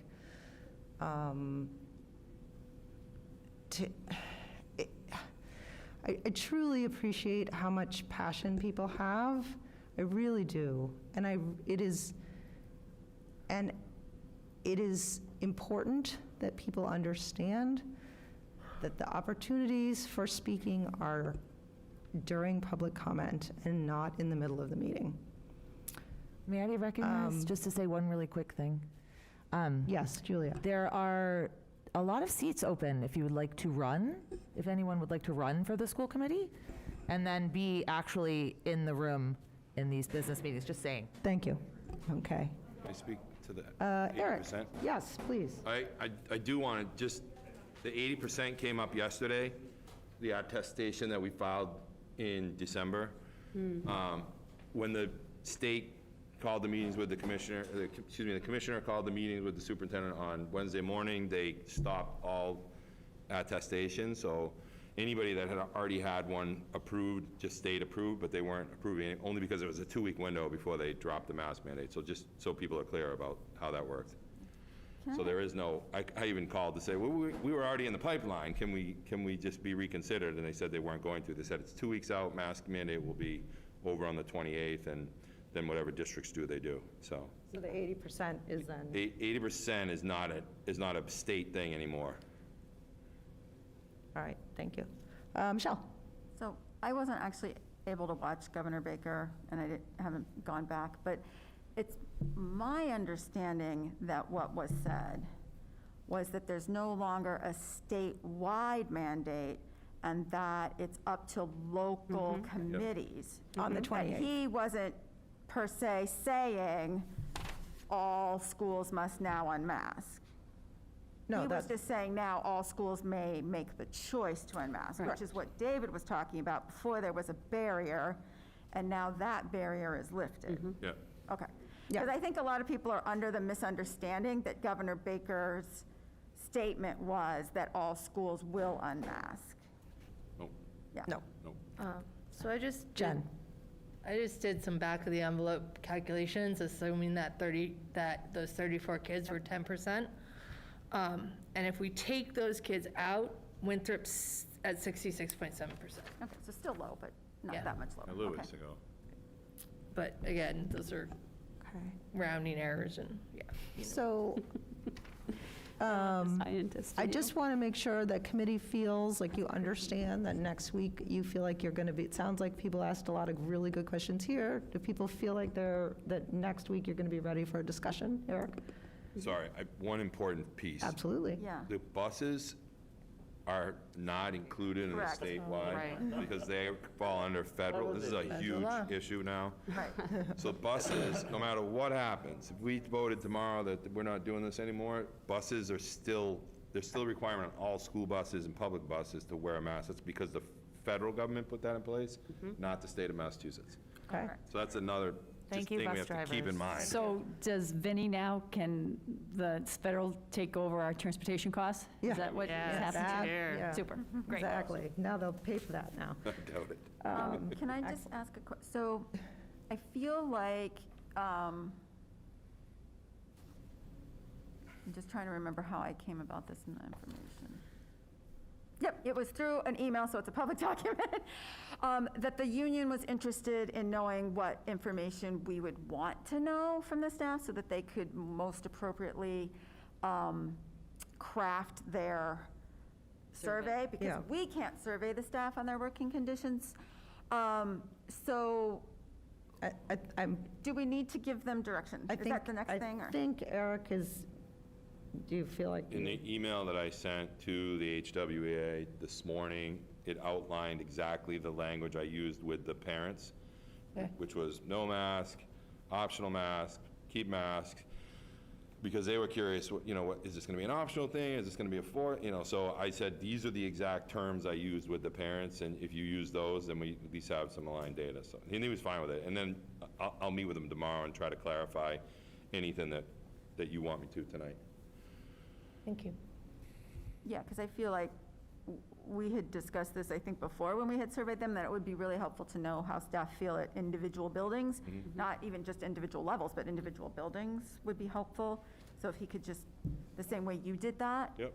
that would be helpful. And also, if we could have the percentage of people responding at each building, Yeah, that's not just a aggregate, right? yeah, so number? it's not like 3 people responded here. And Yeah. Right. Yeah. No, that is important. 'Cause 52 different- over there, different- yeah. that There are certainly different Yeah, buildings with different, yeah. Yep. okay. Dave? Again, to reiterate, it's not a yes or no easy question. Right. It's multi-layered, right? I mean, there's a lot of layers to this onion. And unfortunately, right, I think we could all be guilty of it too, because I know I've flat out said, I'm like, just get rid of the damn things, and, because we have other work to do, where it would be amazing to see how much time we've actually spent on these things. But, it's very, very multifaceted. There's a very vocal group of people who passionately came to give us their side, but there's also a lot of phone calls and emails that we're getting on the other side, and only us sitting here at that table realize that, I just want to put out there to anyone who is still listening that, we do hear you, we all are trying to get to the same goal. Unfortunately, no sort of magic button to press and just get us all there at the same time. So. Julia? Can I just add something? I agree with you, David, and I think that unfortunately this issue has been framed as winners and losers and black and white. And the only losers here are the children because of the infighting and the behavior of the adults around them in terms of the divisiveness of this issue. So I just really want people to hear that no matter when, no matter where, no matter how, when, if masks come off, that it is not to be framed as this side won, this side lost, we were all on this side and you were on that side, because it's so much more complicated than that. And I thank you for saying that thing about the onions that have layers. And I just don't like the way it's become, oh, well, this isn't going the way we want, so we're losing, or this isn't going the way we want, so we're winning. I think that our children's best interests, and I don't think anyone on the committee is doing this, but I just think our children's best interests are being left behind when we frame it this way. And Yeah, I'm going to say one quick thing. I think it's important, or this is just coming from me personally. I actually really see in everyone that I have heard from a passionate care about their children and the children. And that includes everyone who's spoken at our meetings, every email I've gotten. And sometimes people feel really passionately about what's right for their children or what's right for all of the children, and they can be on really opposite sides. So I think that's important for everyone to remember, because I have not received or heard anyone speak who didn't in their heart believe that they were speaking on behalf of the best thing to do for children. And that's hard when those things are really different, when those views are really different. Anna? I think the thing that I want to say as we approach this next round of both decision-making and public comment, that I've been really struck by the feedback is that I think every parent is fighting for their child, and I think what's being lost is that what one group of parents or one individual parent truly knows, not just believes, but knows is best for their kid, is what's best for their kid. And what I have a hard time, and the thing that's giving me pause, and I know that this decision is going to be really hard, is that for the number of parents who know that their kids would do better without masks, I know that that's true. I also know that there are other parents, I think they're a minority. I think we know that more parents want masks off than not.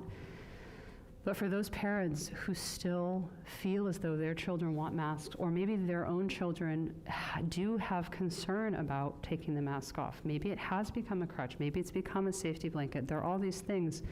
As a parent, you know what your child needs. And I think the thing that's sort of getting lost is even though the group of parents who have more concerns, whether it's because they have, toddlers at home that are unvaccinated, maybe they have immune issues, maybe they have seniors, whatever it is that's going on with them, those issues are real to them. And so I feel like even though in the end of the day, the survey data may well say, in fact, we already know that the survey data will say a majority of people want to get rid of masks. That doesn't mean that 20, 10%, 25%, I don't know what number it will be, it doesn't mean that they don't have real concerns or that they don't matter, or that they're wrong, or that they're stupid, or that they're following the blind guidance. Like, there are all these sort of really pejorative things. And as a parent who does tend to be a little bit more on the conservative side, I know what's best for my kids, and I don't really know that it's my place to tell other people what's best for their kids, and vice versa. So I just feel like once we're done with all of this, it's important to remember that there will be children whose lives are made infinitely better by taking masks off, and there will be children whose lives will be made worse because now they have a new thing to worry about, or they're concerned, or they don't know what's going to happen. And those are just as real, even though they may be lesser in number. So to me, that's the gravity of the feeling, and it's different than it was 2 years ago when no one really knew what to expect. Now, the parents that are saying, my child's mental health is suffering because the masks remain, I know that that's true. I also know that I've heard from parents who feel that removing the mask is actually going to trigger a new mental health issue. And if we really care about mental health across the board, we have to validate both perspectives. And I think it's going to be difficult for all the kids. It's going to be anxiety producing whenever it happens. And I think even though it's a minority, as a district, we do a lot of things to protect the vulnerable minority. And I think about special ed law, especially in this regard, where we do a lot of things to help ones or twos or fives. We do a lot of special programming. We don't say, well, you're the minority of the class, so I'm sorry that you can't read, but the rest of us are reading fine. So, which essentially is sort of what it feels like is being said. I just want to sort of speak up for the minority of people. I recognize they're a minority, but I still think they matter. And what I'm trying to navigate is how do we serve everyone in some sort of compromised way that gets us back to the point of saying, like, everyone loves their kids. We all love kids. I love kids. I love your kids and your kids and your kids and your kids and everyone's kids. Like, nobody is here because they don't care about kids. But we're just doing the best we can and trying to serve everyone, even if it's a small minority. So I just wanted to say that this is really difficult to hear from people so passionate both directions. So. Okay, thank you. Short. Yeah, Jen, go ahead. Really short, like 4 sentences short. I would just ask, as this process goes forward, that people on both sides of the issue do their best to treat each other with respect. When somebody's saying something that you don't agree with, it's really easy to laugh at them, to make fun of them, to not follow the rules. But that's not the way things are going to get done. I read science that is pro-mask, and I'll read every single paper that everybody sent to me in the last 36 hours. I read papers that are anti-mask, and I'll read all of those too. But I really would like to see the community, irregardless of your stance, treat other members of this community with respect. And to be honest, that's not what I saw tonight. So that's my request. Thank you. All right, I would like to move forward with the agenda. So after that, I just want to just clarify one thing. In that information we're getting, are we getting student surveys too? Yeah. Yes. Are we going all levels? Student survey, is that what you said? Yeah. Are we going all Looking at levels? 6 through 12, I kind of pulled the elementary principals. and I said, know it'd what be does that- difficult. What does that look like? I don't know what that looks like. so Right, but I mean, I gave think it time to that's, think about. that, I really think that's You're looking important. for a way to tap into elementary How opinion? they feel. We know how, we know how teenagers feel. We know what you know what I mean? It's a rule, they don't want to do it anyway. Like, we all have teenagers. But, we, Mine are 25. but I do know that, my youngest is 5th, so he's on his way out, but he has a very different perspective than the rest of my kids. And I know how the parents feel. And I know how they say their children feel. But I want to make sure that we're doing what's best for those kids, right? And it's how we phrase this option, and how we come about this timeline. The switch doesn't need to be for everybody at once, right? And if that's what it takes to help them get comfortable so we can avoid some of those situations, maybe we can get Kristen to think of a way to, it's not a formal poll, it's a teacher's poll, it's something like that. And I understand the gravity of the ask, right? Before the principals are all like, Polito.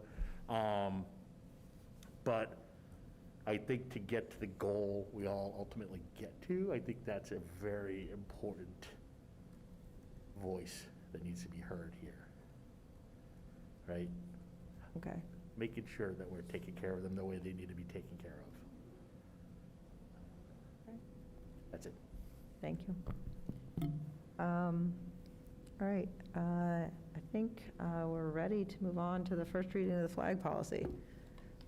Anna? Wow, the sexy part of the agenda, finally. That's very exciting. God, I've been waiting all night. So the policy subcommittee has been working on this for quite some time. I think at the subcommittee level, we've had 3 or 4 readings. We've had a couple rounds of legal review with counsel. So what you see before us is our proposed flag policy. It left subcommittee with a unanimous vote of support. And district council has reviewed it and blessed it as legally sound. So we would welcome the committee's feedback about where we've landed. So I want to say thank you very much for the hard work. I have looked back at who made this motion, and it was unfortunately me. And so Thank you, Dana. I apologize for the amount of work that was created here. And I thank you for doing that. I also I really do trust the work that you have done. I know that there's, that the policy committee really did do your homework. I have one question, which is, and I did ask this already of Eric, and I think I understand it, that there's a difference, or here's what I see is that, here was my initial question. I thought, well, what if I'm a second grade teacher and we're studying Italy and I want to just put the Italian flag up in my classroom for the week? I didn't want to have to go. And it looks to me from reading this like what it's saying is this is a public, that wouldn't be necessarily a publicly visible. That would just be in your classroom. And that's not out on the flagpole, and so this doesn't cover that. Is that correct? That is correct. We talked about that scenario where, if you read carefully, this policy applies to any publicly visible flag displayed on property under the jurisdiction. So that's one important line. The other thing that we added at the request of council at the last review of this is bullet point number 6, where it talks about requests for other types of displays are subject to the approval of the superintendent of schools or designee in accordance with the principles of this policy. I think what you're getting at speaks to that as well, where even if it is a flag, if it's not publicly visible, that's one thing. Or if it's some other type of display, maybe it's a sign, maybe it's a symbol attached to a cloth, it's something else, something that is not exactly a flag on a big public flagpole, that those requests do not need, and in fact should not come to the school committee, that should be at the superintendent's discretion, and they could designate it to the building level however we want, because I think we talked about it at the committee.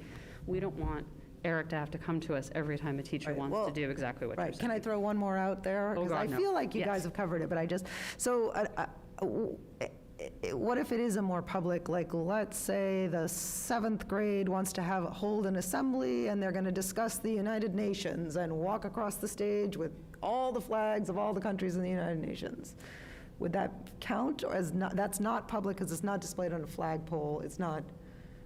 I just want to make sure. I'll let the other members of the committee speak. In my personal opinion, that would be subject to provision number 6, which is at the discretion of the building or superintendent, not the public. But I agree, and it's not for fixed time. It's just displayed walking across, for an assembly, things like that. Yep. That was one of the reasons Mark suggested putting in number 6, to be able to give that flexibility, so every little thing didn't have to come to you for approval. Any class, any group, anything. It could be something that they're doing in their club that's in room 209, and they have their flag, their banner, whatever it may, the band banner, whatever it might be. Those things don't have to come to you every single time. It's really, it's really more if you're putting it on the flagpole outside and really sort of officially saying, we are flying this flag. Okay. Other people have Can I questions? ask the question then?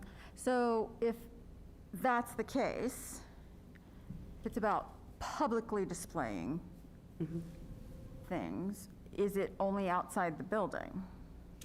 I think it's not. My impression, that the reason we put it is publicly visible flag displayed on property under the school committee's jurisdiction, meaning that could be other property that's publicly visible, that's not a pole. And the example we used was that flag and that flag here, which for our purposes of our meeting are very publicly visible, but are not on a pole.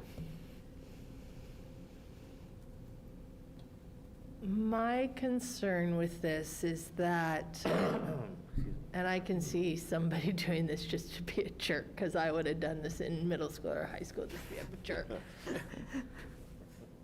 What if a kid incorporates a flag into their clothing? Student speech is totally different than display. government speech. Separate. Okay. yeah. That was not something I was. Oh, yeah, the students have a Checking. lot more, students can be much more outspoken with what they do than the district can. I don't want to jump on Jen. Are you still? No, that was my So, 'cause- question. As long as there's a difference, I'm good. And I guess maybe I just want to be, I actually think it's good. I just want to make sure that I'm really understanding it. My understanding is that this is really, part of it is about intent. It's about we, the district, are displaying this flag. Okay. right? Am I reading that correctly? That is, so it's quite different than my example about a teacher doing a lesson on Italy and just. Yeah, right. And that the flying of that, whatever flag it is, lines up with our values. Okay. That's key. Okay, Yeah, so if then you- we are saying this is something we are putting forth, which is very different than this is I'm teaching you about the flag of Italy. That's not making a statement about, it's just, Right. this is the Italian flag. I'm going to do a lesson on the history of the Italian flag, Well, and I think the other part of that, the request process, which I don't think we had in the very first draft. I feel like David actually was the person who said, well, we still kind of need a process here for making this actionable. The idea there, too, is that if someone comes to us with a request, if we choose to take it on and we choose to fly, it's not that we're giving, and this question of forum has always come up, it's not that we're giving them a forum, it's that we're saying, that's an idea that we support. We will speak as a district in support of that. So I think that's a really important distinction, and this is where the principle of government speech is so important. It's not about the request per se, but if someone brings a request to us, do we say, yes, we also believe in that, and we will choose to speak in that way, which is different than saying anyone can request anything at any time, and we're obliged to say yes or say no. It's more narrow than that. So, that's David, actually helpful. Thank you. but David, I think it was David at one point early said we need to outline how this would work mechanically. Michelle? I have two questions. How do we know what the mission, vision, and goals of the district are? Are those recorded somewhere? And the second one is, how does this avoid the issue that Boston has found themselves in? So I think the mission, vision, goals aren't those on the website? I mean, aren't those public and we're working on those? I feel like those are established, no? Handbooks, website, Those goals are there, right? Those are the goals. yeah, those are district goals. Those are our district goals. I don't know that those, well, But I don't know. if you look at the mission and vision, like if you go onto the high school website, they're on there. If you go in the high school handbook, I'm just speaking from what I know right off the top of my head, they're in that first couple of pages. There are other documents that'll come up. Craig Hubby will cite them quite often, most of their beliefs and belonging and things like that. So I think part of the process of strategic planning will also clarify that, because we do really need to review some of those items and clarify them, and then put them front and center in prominent locations, even in the buildings. I mean, as people enter the buildings, they should see that if we really believe in it, and this is what we do. So part of that upcoming process starts with that. Review the mission, review the vision, review the values, and move on from there. One of our values is acceptance. Wouldn't that be acceptance of all views? Good question. If I can jump in, we had to search high and low and far and wide to find flag policies. So I think, Again, I'm sorry. Yes, so no, it's fine. It wasn't bad. But I think we have to do one flag request at a time. And if we fall into a landmine, we'll figure it out and just hope for the best. I know that sounds a little willy-nilly, but this is really uncharted territory. Our other option is to not allow it at all. Can you let me know what the situation in Boston is? I'm so out of contact. Before the Supreme Court, Right? Boston has a flagpole where they allow flags to be raised. Someone who had some sort of conservative religious, I think? It was a church of some kind. Yeah, some sort of conservative religious, whatever, wanted to fly a flag, and they denied it. So it went to the Supreme Court, where it is now. And they were waiting. I don't know if they've done the arguments yet or not. I think they did. So they did. This is the shirtless case, the last one here, which was upheld at the appellate level, and it was appealed. And I think, Michelle, to your question, what's a little bit different, and again, I am not a lawyer, and I'm not trying to play one on school committee, but we've spent a lot of time talking about this, is that case and what Boston did may prove, in fact, to have created a public forum, because Boston granted something like 130 or 140 requests for all kinds of random things. and then denied this one under the principle of government speech. So there's some question as to whether or not they actually did create a limited public forum. But the underlying principle of government speech was established in other court cases prior to that. So that's why you see other much earlier cases where this has sort of been established. So the overall principle of government speech remains, regardless of whether or not it could well be that the city of Boston acted outside of that. And they may, in fact, have done something they should not have done, and it may come back to forcing them to change their policy, but that wouldn't undermine the fundamental principle that the government has a voice and governmental bodies have the ability to speak. But when you speak too much, you don't. Or if you know. I'll just put it out there. I personally believe we should not be allowing it, period, because it opens us up to things that we do not want to be distracted by. The work of the committee is to make policy Oh, I'm just reading the and Boston to case. Yeah, thank you. evaluate the superintendent and set the budget. It is not to set the cultural norms for the community in which we live. It's to reflect them, and I feel like we are not staying in our lane by saying, we'll display that group flag because it's with our missions, but not that group's flag, when our vision is to be accepting of all people.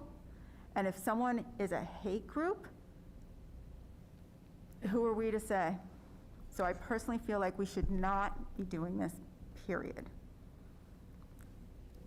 So just to clarify, what I'm hearing from Michelle there is that you don't have concerns about the way this is written. You would just prefer not to have a flag policy. The policy would be that we do not fly flags beyond those of the government for which we represent. So that would be beyond the flag of the United States of America or the state of Massachusetts. Or the town or whatever. Or the town. Yeah. Right. Okay. Doesn't mean you can't display it in a classroom or, whatever, but. Well, and that was, public. I'm sort of, you're way up here and I'm sort of way in the weeds. It does appear from this to me that there would also be flags that might get displayed that might just never, like I could imagine in the cafeteria, a big flag that said, eat more greens, that they might not ever ask us, nor may it ever be controversial, right? That it just might not come before us. Like, does that seem accurate? I think that's very accurate, where there are all kinds of messages in the schools, including, the one that sort of triggered this was the flying of the pride flag and the progress flag, where it's noted that it's actually already up all over the high school and middle school especially. And so in some ways, inside the building, outside the building, we've already sort of issued the value proposition. I actually really respect what you're saying, Michelle. I hear you. And I think that that's part of why it has to come back to the governmental body making the decision about how are we reflecting ourselves to the district. So it's not so much that we're just a conduit for anyone else's request, but that it's we are affirming what do we feel is a reflection of the district and what are the mission and vision and goals of the district, which is what the school committee sets, right? Like, we are the governing body. So I realize, Michelle, it's really important that I hear you and I respect you. I do disagree, but I respect what you're saying, and I think you've voiced it very well, and I hear you. I think I just disagree. So does anyone have any, because this is the first reading, I have not really heard anyone make any questions, including myself, I know I've talked a lot, about, I don't hear any edits or requests for specific changes in the document. Does that seem like an accurate reflection of the conversation? I want to understand. Well, it sounded to me like, no, but that sounded to me, and I heard you. I understand the difference between this policy and the city of Boston. Because for us to put this in place before the Supreme Court has come down on that, I think we're opening ourselves up in a way that we don't want to. So that, I guess I was hearing two different things there. One, the first one I heard was that you and the reason I said no edits was what I heard you say is basically, none of this. Well, the edit should be, we do not do Right, this. so yeah. none of this. Right. Or, what I'm hearing something now is something separate, which is perhaps a hold until you would like more information about how the outcome of that case, is that correct? Yes. Okay, so because those are different. And I have heard it's possible that there will be no outcome of the case because Boston may be pulling down the ability to hang flags there in order to avoid a finding. Correct. In which case, that would support my stance that we should not be doing it. Okay. I guess that's partly why we were so careful with counsel. That's my only, he, of course, is well aware that that case is pending, and that's why we brought him in. So, again, I hear you. I think that it could well be that Boston has to change their practice, but that wouldn't undermine the entire ability of any governmental body, including a state or federal government, to fly a different flag, because that was happening long before Boston started doing what it was doing, or before that case. Pride flags, for example, have been flown in some places for decades, which predates all of that. So that's again, I hear you, and council, our district council, does not have a concern in that same way. So can we possibly ask him to come to our February 28th meeting and bring this up to him again? The March 3rd meeting or the 17th? Which one? No, our policy meeting on February 28th. You mean you want to bring this back to policy? Yes. Well, there's been a request for edits so that the committee should decide if they want to. Is there a rush? What's the rush to get this out then, right? So We set a date. What's that? September. We set a date that flag would be hung until September, that flag. The flag that represents all people of all different genders, races, and sexual orientations, that it would be hung pursuant to a policy coming forward in September. I don't know. I actually I disagree. I don't think that's really what happened. I think we voted that we would put it up. We but voted would to have hang a the policy. flag in one motion, and then in a separate motion, a rogue member Miss Laura. said that she would have liked to have had a policy in order to make that decision because it was a difficult decision to make, and I didn't feel like I had anything to look at to make that decision. Yeah. But they were separate. I did go back and look, they were separate. And my guess is we're going to be asked whether or not we're going to hang a Juneteenth flag, so the rush would be to have that in place ahead of time. So my thought here is, and I'm gonna play both sides of the coin for a second. If it's already been heard, we're looking at what, like in June, most stuff comes up, like is it June? You're talking about the Supreme Court? Yeah, they in June. usually make decisions in June. Right. So, I mean, we could table it till then, or, because they told me I would, both sides of the coin here, understanding that all of the policies we make are subject to be overturned by federal law, Yeah, Always. they're subject to judicial review. right? So, it doesn't matter, it's not even subject to change. As soon as there's a law, the law supersedes our policy. Right. But that isn't a law, that's a court decision. Right. And we, the policy committee, have But to checked with our legal counsel. Like, our legal counsel feels that this is, Repeatedly. yeah. So my question really is, does the committee feel that we should be displaying flags that are not related to the government?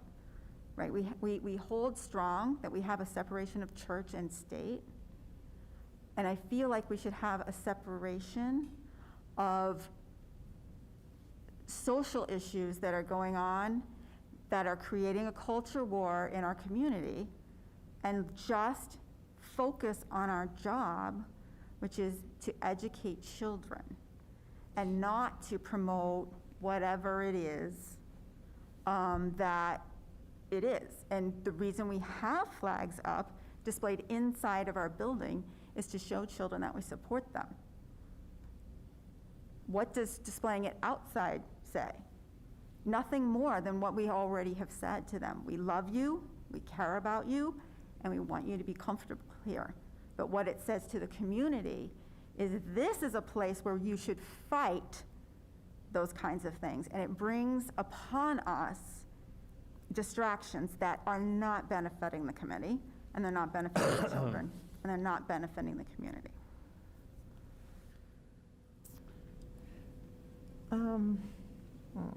Can I just add one thing? Well, I guess I'm thinking about what Michelle said, but I'm also thinking about, I think we're okay. Part of what I was processing is, are we moving into sort of the discussion on whether or not people want to vote for this policy, rather than sort of trying to figure out if I guess. Well, a vote on the policy is a vote for the policy. Right, no, I understand. No, what I'm saying is that, I think we should. well, no, I think, well, I can't quite formulate it yet. Julia, go ahead. What I was going to say is, I do see what you're saying, Michelle, but as you can see, everything is a culture war. Literally everything. Like the masks, it doesn't matter. The handbook, everything we do is showing our beliefs, but also we are all individual members of the committee.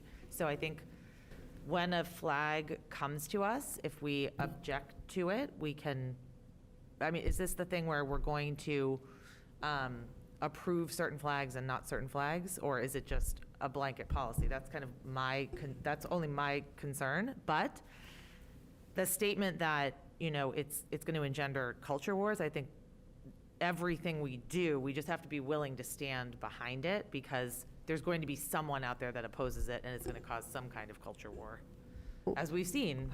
Well, and I think one of the things you said, Julia, was whether we're, I think you said something like whether we're for it or against it, or as individuals. I think there's another layer, maybe this is more, what Michelle Bailey is saying, is that I think we might be more, as individuals, we might have more or less tolerance for the concept of flying any kind of a flag outside. Some people might just be generally more reluctant, no, I really think it should mostly just be the American flag out there and not really anything else, and that's a little bit different than saying, do you approve of each particular flag? It might just be more that you're sort of well, I don't want to have a different flag up there every week. I want to have, right? And that's a different quality, but it seems like this policy would allow a member then to vote No to a request, sure. To say, a member could say, and the policy committee can tell me whether you think this is true, a member could say, in general, I'm really not thinking that for the most part, I really don't want to make public displays of flags other than the government, or not even those, right? Anyone could decide any of that, right? Do you think that's accurate? I'm trying to get a feel for what. Well, I have sort of I can answer that question, and then I have a process question. I think this policy just establishes a framework that then, if or when requests are made on an individual basis, then we do give it an up or down. And I think that this is the tool through which we would do that. And I think to what Julia was saying and to what Michelle was saying, we as a district have imbued values all over the place. Our goal is talking about DEIB and equity and making people feel comfortable. I would say that's become a core value of this district. And I think that it's interesting that we're parsing out inside the building versus outside the building, because I would actually say that outside the building is almost more important. And some of the feedback we got from members of the LGBTQ community last year felt visibly supported in a way that hadn't happened when it was just inside. So I agree with you that culture wars are increasing. We go through these cyclical periods in American history, and we are in one now.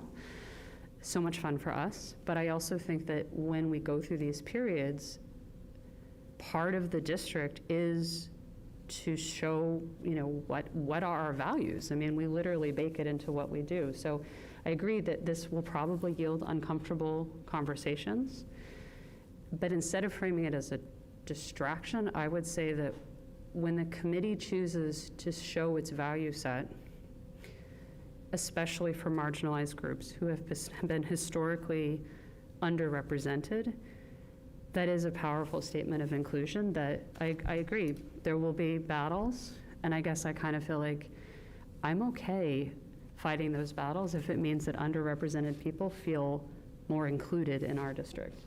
I also agree, to your point, Dina, we have the power to speak or not to speak. That's the principle of government speech. That's established long before what Boston did with its flagpole. So I'm not legally worried about that. I do sort of have a process question. And the last time policy brought something to the committee after policy had done it, and then there was a question of change or not, we brought it all the way back. I think it was the duration of school committee meetings. And Dorothy said, you didn't have to do that. Right. Like that We was learned that, yes. unnecessary. So I guess I want to get clarity. Policy has looked at this. We approved it. Legal counsel looked at it 2 or 3 times. I think maybe instead of kicking it back to policy, would it be helpful, Michelle, if we got a formal written legal statement from counsel that we could present next time?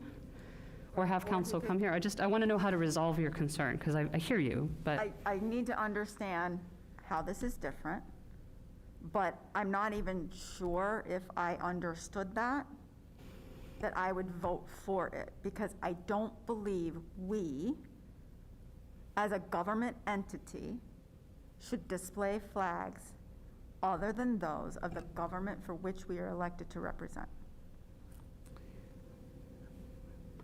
So. Okay, I hear that.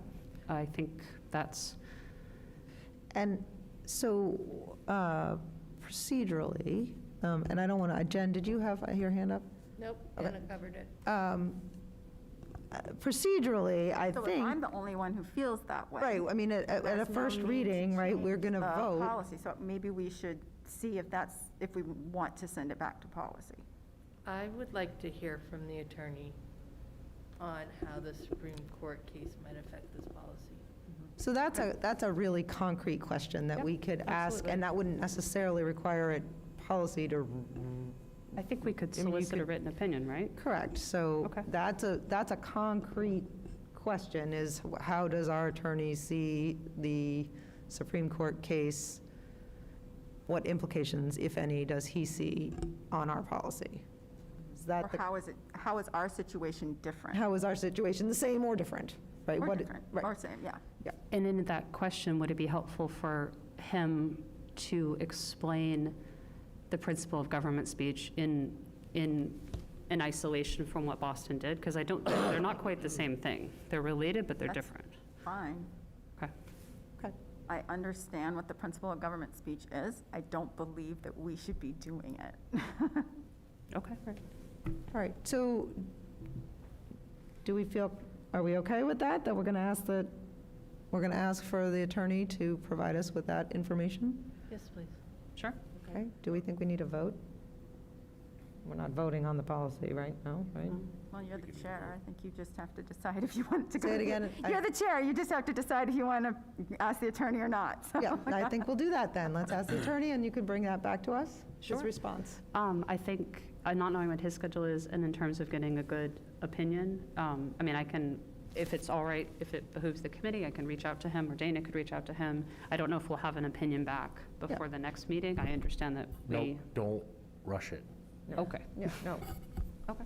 Yeah, no, I would say, reach out to him, please. You reach out to him, and he'll get back to you in a timely manner, I would imagine. Okay. And just so I'm clear, the main questions to ask are a better explanation of the principle of government speech and an explanation of whether or not the current pending Supreme Court case on the Boston matter does or does not affect our policy in some way or another.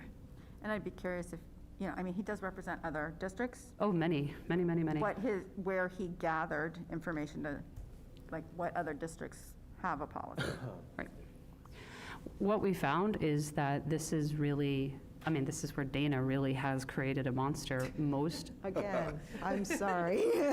What both he and Dorothy, who had to really work hard to find policy KFD, she had a hard time coding it, is that most governmental bodies don't have a policy because they simply embrace the power of government speech. So for example, your point about the federal government, government should only fly government flags.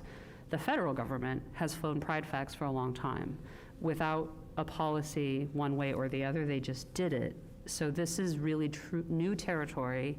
So he did not have a bevy of examples. Dorothy did not have. There were a couple. I forget where they came from. There were a few, but it wasn't like...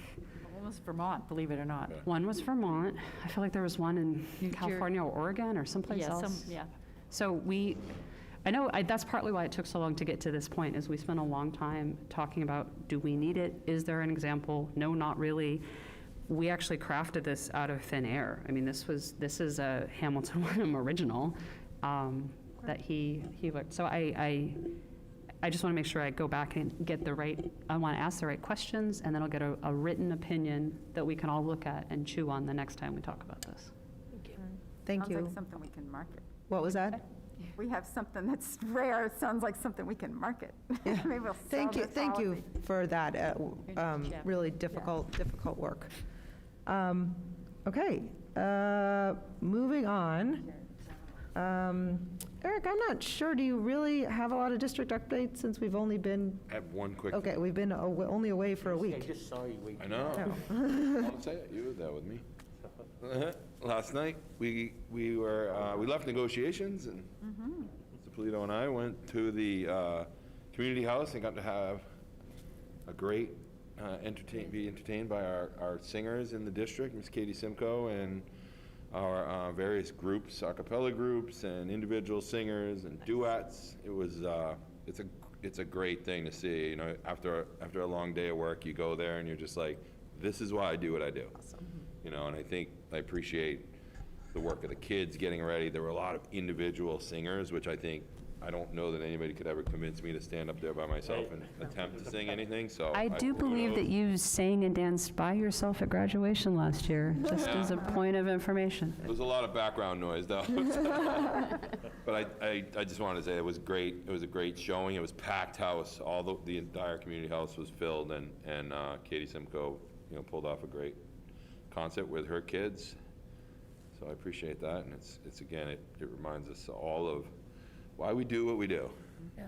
I just wanted to say that not only did she teach those kids how to sing songs that were already written, there were at least 2 or 3 that were written by the students and scored by the students. Yeah. And that's hard work Yeah. Were you there from last both night? the students and Katie. Were you there last night? I saw the video I did. because I did by the too, time yeah. I got there, it was We stuck too in late, full. so we were in the back. Yeah, We got the back seats. It was great. It was fantastic. Awesome, but yeah, great, it was amazing. wonderful, thank you. All right, committee reports. Capital Finance, Haven't met since our last report. okay. Policy, I think we just heard from you. Okay. Negotiations, I think we've talked about the regional agreement. I think we've covered everything we had to say, right? Yes. Did we have any more? Are we gonna have a vote at our next meeting? Yes, on the MOA, Yeah. yes, Yes. yes. Just got ratified this morning. Yeah, on we the got other side. ratified this morning. So that's something we can give us That's an the one we update. got by email. Yeah, it'll be on that. It'll be on tomorrow. Did everyone get the email from Nick? Yes, Yeah. he put that out to the whole school committee. I have, on my chair's report, I think the only thing that I have left to say is I do have a list of names of people who have pulled papers to run for school committee. That was requested. I'm going to read you the names. These are the people that have pulled papers. It does not necessarily mean that they have returned their documents or that they still, they still have until, I believe, the 17th. They could choose to pull their name out if they don't want to appear on the ballot. But these people have currently pulled papers to potentially run for school committee. Courtney Ashwood, Brian Scudder, David Frankel, David Polito, Andrea Van Boven, and Lauren Lambert. Which there are 3 seats up for election this year, and so it's exciting to have a long list, or a decent-sized list of people. And I will, the town clerks have been, they have been responsive in emailing Janelle, I think, and so we are keeping up with that, and I will update you. I guess we'll have, next time will be, That will be the that will be the deadline. deadline, I guess, so next time we'll have final. We'll have final, because, the deadline's... She'll reach out, Yeah. she'll reach out on Monday. Yeah. We have it on the calendar to Yeah, reach so out on Monday. we'll have the final list. All right. Topics for future meetings? Anyone? I just want to ask, make sure that we're attentive to the rotation cycle for the land acknowledgement. Oh, yes. I need to go back and. I meant to do that, yes, Okay. thank you. I will look, I have it. I just don't know it off the top of my head, but I will, I think it's March. I think it is too. It's But- meant to be quarterly, so, Yeah, I will look it up. Thank you. thanks. And I would just want us to start talking about the schedule, if we're going to do a superintendent evaluation or not, since we have a partial year. And if we are, what is the schedule going to be? Okay, thank you. I have that on my list of things to figure out, so I appreciate, and I just wrote it down again, thank you. It is on the, It's on the, it's on the work plan. Yes. I think it's the 3rd meeting for the, like a halfway submission, a formative submission. you look confused. Yeah, So your understanding is there would not be an evaluation this year because it's a partial year? No, I think it should be an evaluation. I just think the way it breaks out is when you're, quote, new to the position, it's a 1-year evaluative process. So you, just like teachers and administrators, halfway through, submit a partial evidence submission to you for you to examine, and you can give feedback on kind of meeting progress or not, to give some guidance. And then a second evidence submission would come in probably May, and then however you decide to finalize your evaluation process of the work. Right, so I don't remember how we had written your contract. And I also, we had brought this up before, that it's kind of weird to be evaluated by people who just showed up on the scene 2 days ago. Okay. So the question is, how do we want to do that? Okay. And we don't address it in our bylaws, but some committees say that you can't participate unless you've been on the committee for 6 months or whatever. So if you're going to do it before the election, then you need to get rolling. And if you're going to do it after the election, then you need to maybe make some sort of policy around who participates. Answer the question. I think what I did, I only evaluated Mary Beth from the time I was appointed. So I wasn't Right. allowed to evaluate her. I didn't evaluate her at all Yeah. because. No, but in this particular case, Yeah. someone's going to be elected like the middle of April, and the evaluation is going to be 2 weeks later. Right. Right. So they're not going to participate at all. Right. No, I Right, didn't that's what I participate, did. Jen. I didn't participate at all. Right, so then, But in this case, it would then be. it would be, you're not participating, I'm not participating, and if David doesn't get reelected, he's not participating. Right, so then it's down to Michelle, just 4 so people. since we're just talking about a topic for a future meeting, Yep, sorry. which I'm very grateful. Timeline of what we're going to do. Right, so like at the next meeting, let's provide a timeline and have this conversation about what makes sense in terms of, we'll look at the contract, we'll look at I know that Eric has mentioned that same timeline before in these meetings. We've had that conversation before, and now it's time for really me and to get some clarity so we can bring it to you about what we anticipate. We can have those conversations about what happens with the members that are departing. Do they participate? What happens with the members that are new? Right. Do they participate? So I think those, Because we don't have it spelled out anywhere. thank you. We can get that on a meeting soon to bring that to you. Good point. Okay. Anybody else? Topics for future meetings? No? Yes? No? Okay, I believe I have good news, which is, I believe we don't need the executive session. Is that correct, Eric? All right, so we do not need to meet in executive session. Oh, nice. Well done. Thank you. And does anybody have anything further? All right. I move that we adjourn at 9:22. Second. All right, that was a motion by Anna, seconded by Jen, and we are adjourned.